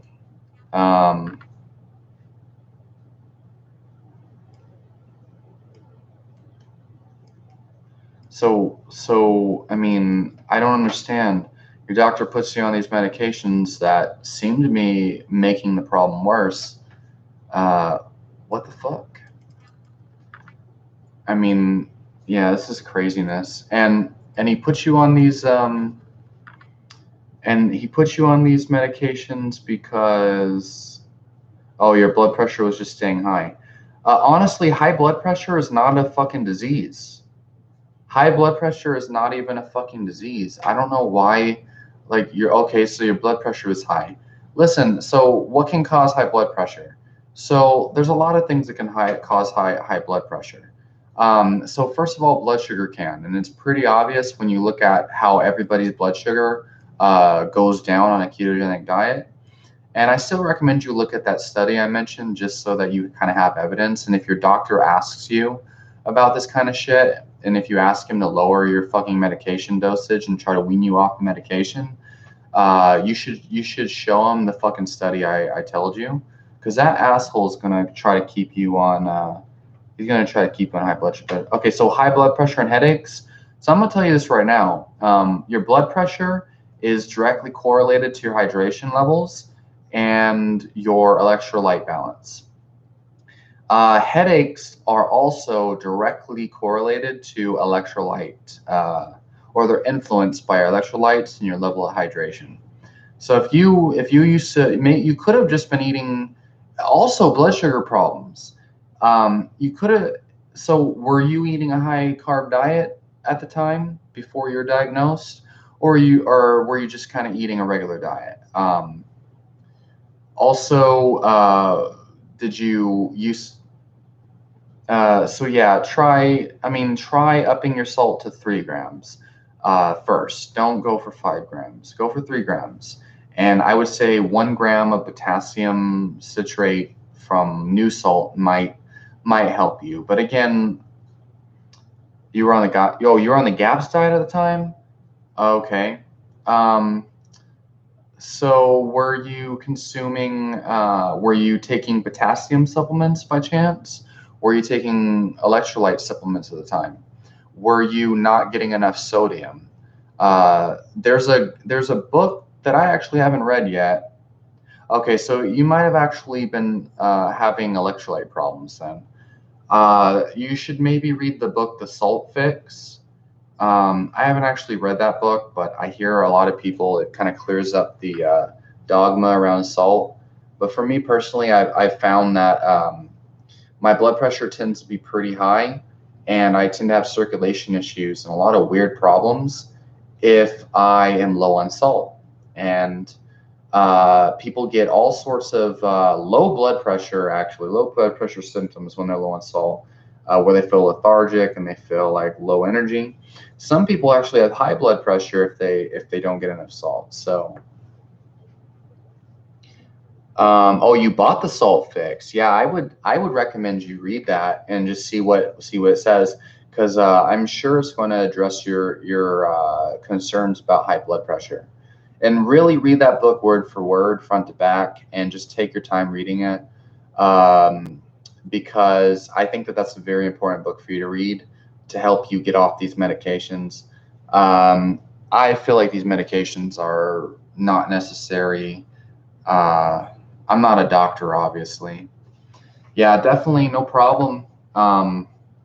Electrolyte imbalances, stress, caffeine usage, how much you exercise, if I have not said it already, your blood sugar levels. Like, these are all things that are going to influence your blood pressure.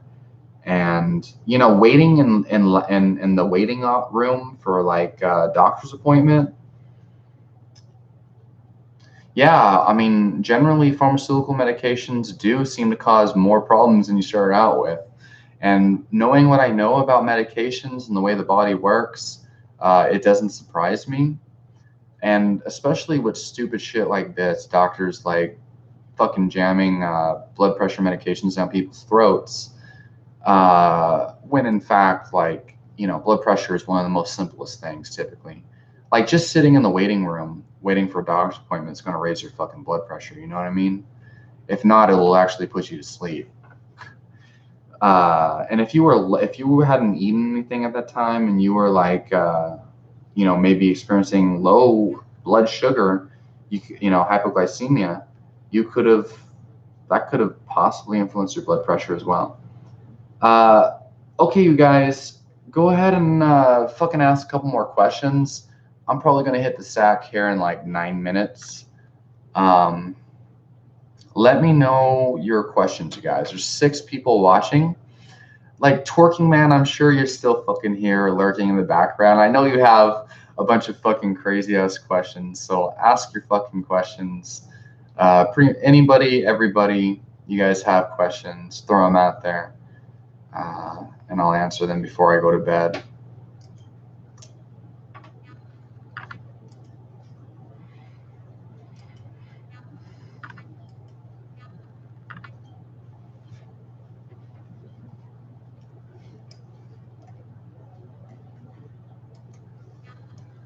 Hmm. 6 people watching still.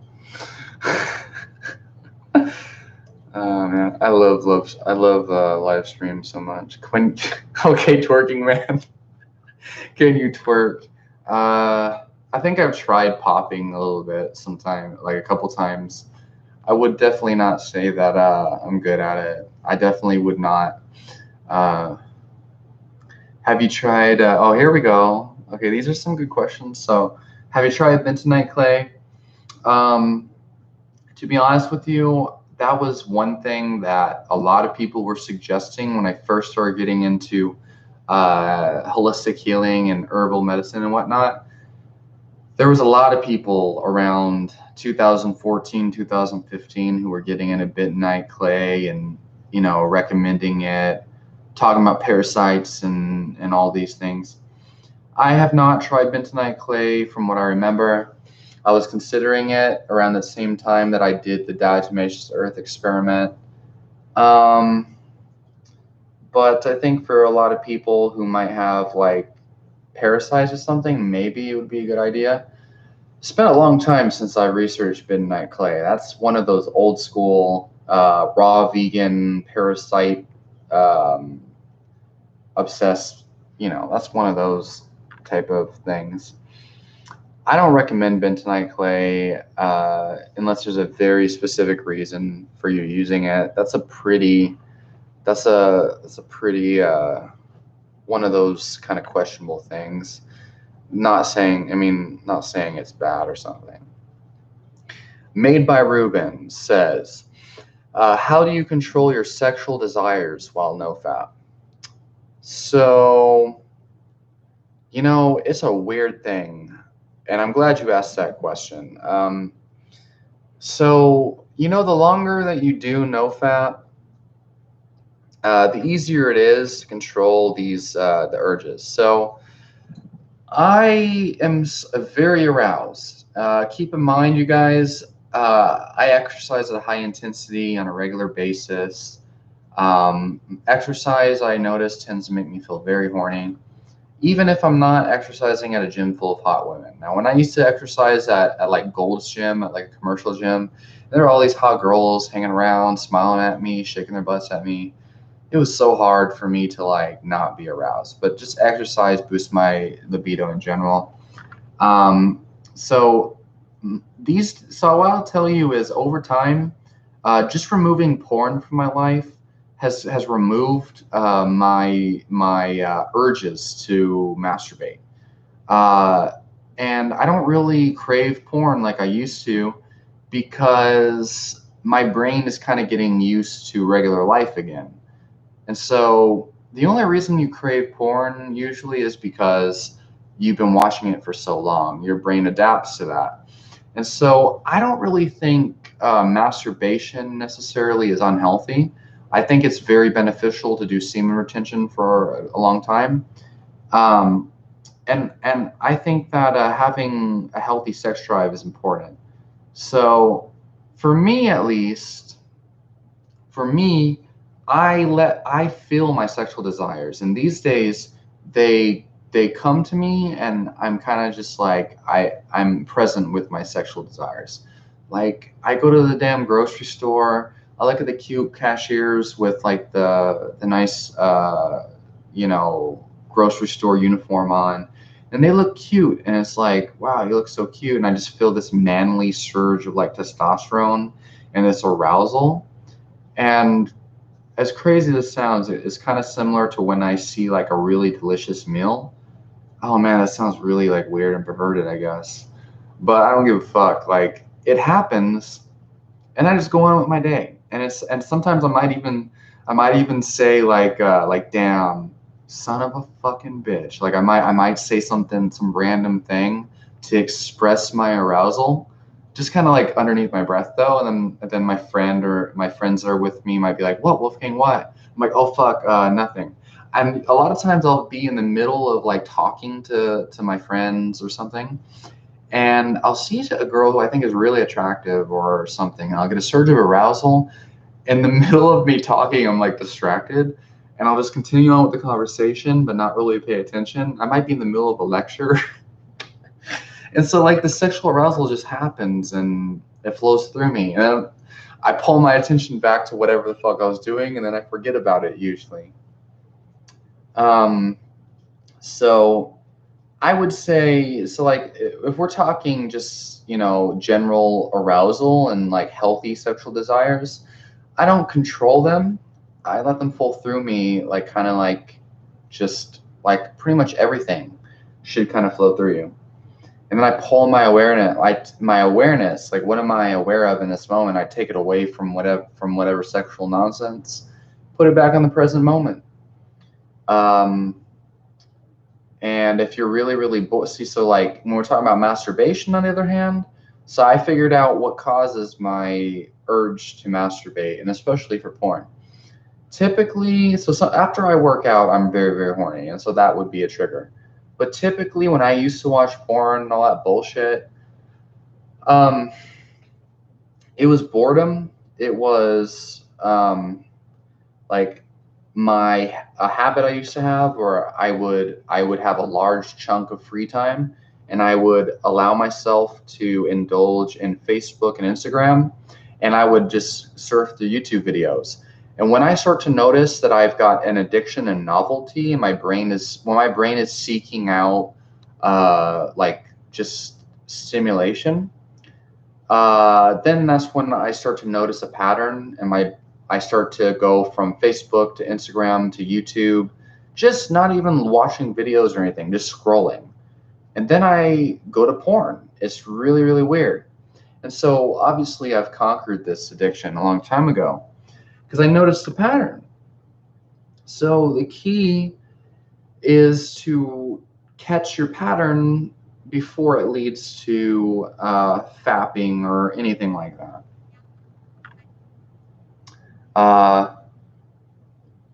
What are you gonna delete? The Devastator says, I'm just gonna delete it all. You're gonna delete your Facebook and your Instagram and stuff? Explain what you mean.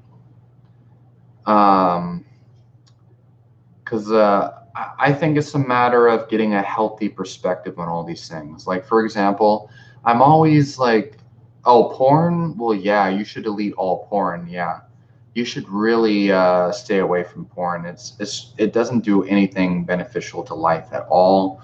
It literally hijacks your brain. There was a video done. If you can later on, if you can remember, search on YouTube for this video where they basically it's a kind of like a little documentary where they film an experiment, and the researcher talking about this experiment. They actually scan the brains of people who are exposed to porn, not even necessarily porn addicts, and they found, you know, people who watch larger amounts of porn have the same exact brains as heroin addicts. And they scanned another guy's brain who's just kind of been exposed to nude images and found that he doesn't really have the same kind of brain activity as the addictions do. But they found that people who are addicted to porn actually have extremely addictive brain frequencies in their brain that are similar to heroin addicts. So I think removing porn is like a very important thing. And I personally have found pornography addiction to be very much like what people talk about and with pornography and shit. It follows the same patterns, the same triggers, and it's the same level of withdrawals and addictiveness. And when you remove porn from your life, it's just like when people become sober from fucking alcohol. It's like, whoa, I got a job, I got a girlfriend, and now my life's on track since I removed porn. That's the same thing that happens when people remove alcohol from their life. So when they remove any kind of addiction, and the solution is the same. So, recognizing the patterns and then removing that from your life and substituting the negative habit with a good habit.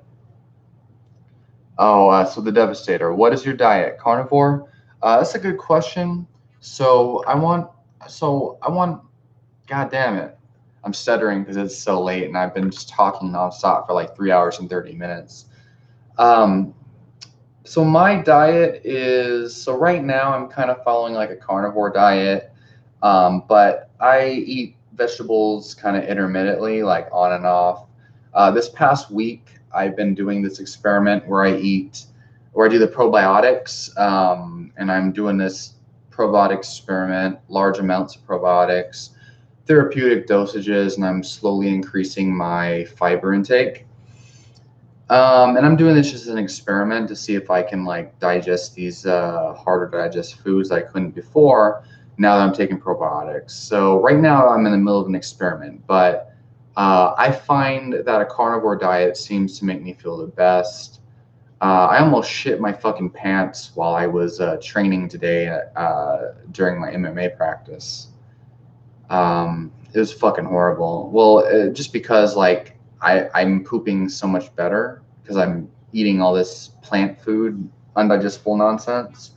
So I didn't almost shit my pants. It's just I felt like there was a large amount of fecal matter in my fucking colon. But typically the last 6 months, I've been following a ketogenic diet that is more leaning towards a carnivore diet. And you guys got to understand, I just am like a natural born scientist. I'm constantly experimenting. So I've been pretty damn strict with this keto carnivore type diet for the past, since December. So, I've been pretty strict with this carnivore diet or with this keto diet. I just call it a ketogenic diet. That's kind of like heavy on the meat. It's like a meat-based keto diet.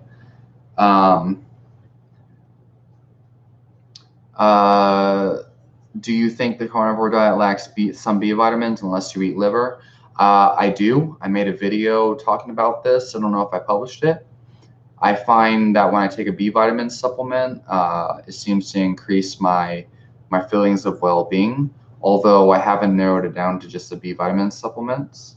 But if you look on Chronometer, you'll find that muscle meat does not contain vitamin B1, it does not contain folate, and you have to eat liver and pork in order to get those B vitamins, is what I found, personally. Twerking Man, what is the carnivore diet? You got to be kidding me, man. You haven't heard of the carnivore diet? Everyone's heard of that shit. It's such a trend right now. The Devastator, what brand of B vitamins do you take? I don't really take B vitamin supplements on a regular basis. But if I, when I do every now and then, so I get free samples. I got an entire fermented B vitamin supplement with cofactors for free from my local nutrition store. They just hook me up with random ass shit all the time. but typically I'll just buy a cheap B vitamin complex, even though I know folic acid's not the best form. And I notice the difference sometimes. You know what? I'm gonna have to look to see if, because if I can get folate and vitamin B1 from sardines, that'll be revolutionary. But from what I've seen, most fish contain small. They don't contain adequate amounts. Like, because if you eat pork, if you just like a half a pound of pork supplies me with 100% of the RDA of vitamin B1, and then a half a pound of liver gives me 100% of the RDA of folate. Yeah, so B5, I'm sure B5, I believe muscle meat contains enough of, according to Chronometer. I didn't see any I didn't see any deficiencies of that in muscle meat, but maybe it's because I think I eat eggs too. But I'll get back to that here in a second. Torquing Man says, what is a carnivore diet? Is it just protein and leafy greens? Can you have avocados? Listen, Torquing Man, the carnivore diet is 100% red meat, or it's 100% meat. It's just animal foods purely. Some people, they eat honey. Some people, they eat like raw milk. Some of these carnivore people, they'll drink coffee and MCT oil. You know, it depends on, like, if you want to do the trend, you know, and do what everyone else is doing, then just eat red meat and salt. That's what the fuck the carnivore diet is. That's what fucking, what's his name, Sean Baker's all about. But what I will tell you is, again, it comes down to why. Don't just follow a diet because other people tell you to do it. You know what I mean? Like, if you eat avocados and you feel fine, eat those avocados. If you do good with greens, do fine. But I can tell you the one thing about the carnivore diet that is probably very beneficial for most people is his emphasis on high amounts of red meat. I think that red meat and eating a lot of red meat has a lot of very significant life-boosting benefits. And I think anyone who thinks red meat specifically, anyone who thinks red meat takes away from your health or your well-being or your energy or your longevity, I think you're doing yourself a big disservice. The evidence is not conclusive about red meat exclusively. The evidence is clear that if you are a person who is health conscious, then you're going to have greater health outcomes. That's what these red meat studies really say. And I have videos where I explain in detail why that is. The Devastator,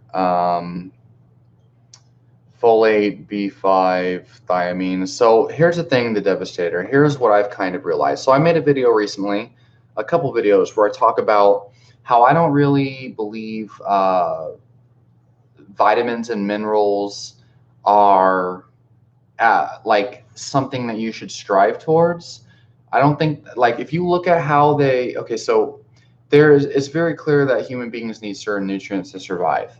But these studies done, like how they figured out like vitamin C is essential to prevent scurvy, and like omega-3 fatty acids and the benefits of it.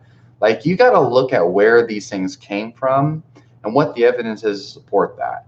A lot of this is done on hospital studies where people are like hooked up to a feeding tube, being fed a synthetic solution of like synthetic vitamins and minerals and shit. And they found that, like, if they give them too much of a certain nutrient, that they need another nutrient in order to survive or something. And this only applies to those people that were in the feeding tube experiment, or like those sailors that developed scurvy when they had no access to fresh foods. Then they went back to land and they found that fresh red meat cures their scurvy. They also found that limes cure their scurvy. And then some biochemists found that it's the vitamin C in the limes that cure it. The question is vitamin C necessary to prevent scurvy, or is vitamin C actually a medicine that cure the symptoms of scurvy, but it's a fresh food that actually caused it in the first place? Like, this whole, like, oh, I need the recommended daily intake of vitamin D and blah blah blah. Like, I mean, I think that as an insurance policy to make sure you're getting everything you need to survive, there's no reason why you shouldn't follow the RDAs, you know what I mean? But if you're somebody who has like an autoimmune disease and you need to follow a really restricted diet like the carnivore diet, I can tell you there's thousands of people now following this fucking carnivore diet who are doing just fine, eating nothing but fucking red meat. They're definitely not getting all of their RDAs. And there's people who have survived on ribeyes for like decades, like Charlene and Joe Anderson. They started to heal Charlene's Lyme disease. And they've been doing that shit for over 10 years now, and their children seem to be eating mostly meat too, but they still allow them to eat cake and shit. Then you have Owsley the Bear Stanley, who lived on nothing but like meat for over 50 years. And so my point is like, these motherfuckers eat nothing but red meat. They're not really giving a damn about the RDI. But I can tell you that B vitamin supplements definitely can improve symptoms of brain fog and shit. I think it's possible that B1 deficiency and these other things, they might be real, and taking B1 B supplement, a B vitamin supplement, or just getting those nutrients from food might actually be beneficial. You know what I mean? So again, if you can, follow the fucking RDI. If not, I don't think that there's any solid evidence that it's like as important as other people. Yeah, the other thing is, 2 pounds of meat a day. I mean, honestly, that's all that I eat a lot of days. Even though I do max effort powerlifting on a regular basis, I do MMA. I train 2 to 3 times a day a lot of times, and I do fasting, intermittent fasting.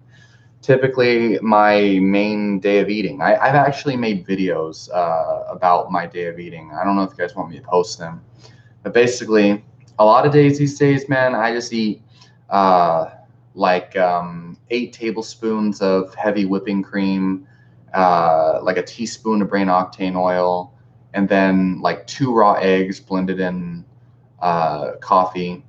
And then I'll eat 2 pounds of red meat for the rest of the day. And some days, lately, I've been eating like 3 pounds of red meat. And then if I eat like a bunch of cheese and sour cream and butter on my steaks and whatnot, I notice I can get by on just 2 pounds of red meat a day. So and I do just fine, it seems, as long as I have potassium and sodium supplements going on. But even that, I think, can be remedied. So Twerking Man asks, how can you get potassium and magnesium on the carnivore diet? So potassium is actually found in very high amounts in red meat. But from what I heard, so even Jeff Volok and Stephen Finney, who are some of the most amazing researchers on ketogenic diets at all, they actually say that meat contains all of this: magnesium, potassium, sodium in proper amounts. The problem, though, is that you cook your meat. So you cook your meat and you don't eat the grease and the juices from your meat, then you don't get these water soluble nutrients, and so it's less likely to supply you with the potassium and magnesium. And so then you have people like Sverige who say that they don't really drink water through a lot of periods of time and stuff like that, and they seem to survive just fine without supplementing. And so, I mean, raw meat, I guess, but I'll be honest with you guys. I don't give a damn about like getting all my nutrients from like just Whole Foods anymore. Like I've gone through periods of time where I don't supplement, and then I go to periods of time where I do supplement. And what I find is like sometimes supplementing with sodium and potassium helps. Magnesium does too. I feel like taking magnesium supplements is a powerful medicine. I don't know how necessary it is though. But magnesium greatly improves my quality of life when I take the supplement form. And I think that this is like more of a pharmaceutical approach though. I don't think it's like necessary. But to be quite honest with you guys, I think the best source of magnesium, potassium is probably like in general and a balanced diet would be sweet potatoes, white potatoes, and broccoli. And I would say steamed would probably be the best way to cook these things, or baked, or stir fried, and then you just eat the entire stir fry. But potatoes you can't really stir fry. Avocados are okay, but I don't think you get you have to eat a lot of avocados to get these things. But yeah, I mean, I think obviously magnesium, potassium, and these things are essential. I think another thing is if you eat salt, if you eat extra salt and you put salt on your food, I think it actually increases the need for the rest of these minerals. And a lot of carnivore dieters say that they only need potassium and these minerals if they salt their food, and I think that makes sense. Let's see. Beef liver, garlic is great. That's a good recipe, actually. Beef liver with fried in butter with garlic. I know a lot of people eat that way. Yeah.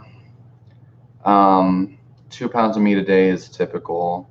My main vegetables, to be honest with you, lately again, I've just been eating broccoli, carrots, and then I've been adding a small amount of lima beans, and these are not vegetables, by the way. These are not vegetables. These are seeds. These are grains. But I've been adding legumes like lima beans, carrot, fucking corn, yada yada, bullshit like that. But not nearly enough to really add any carbs to my diet. But yeah, this is only for this probiotic experiment I'm doing. So, you know what, guys? I need to fucking go to bed. I could literally be on here until I fall asleep in front of the camera. I love answering questions and helping you guys out. Lamb's liver, lobster sardines, mackerel, salmon, shrimp, mussels. Hey, made by Ruben. Your diet's cool, man. Your diet's good.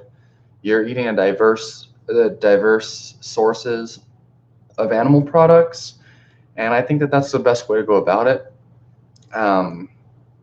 You're covering all your bases there. You're getting you're getting vitamin D. You're getting calcium from the sardines. You're getting the omega-3 fatty acids. You're getting selenium from all the fish and stuff you're eating. The mussels, the shrimp. I mean, that sounds great. And you're definitely, oh, you don't like pork, but you like lamb liver. I'm sure it's very, very high in both of them, actually. I think liver's high in both B1 and folate.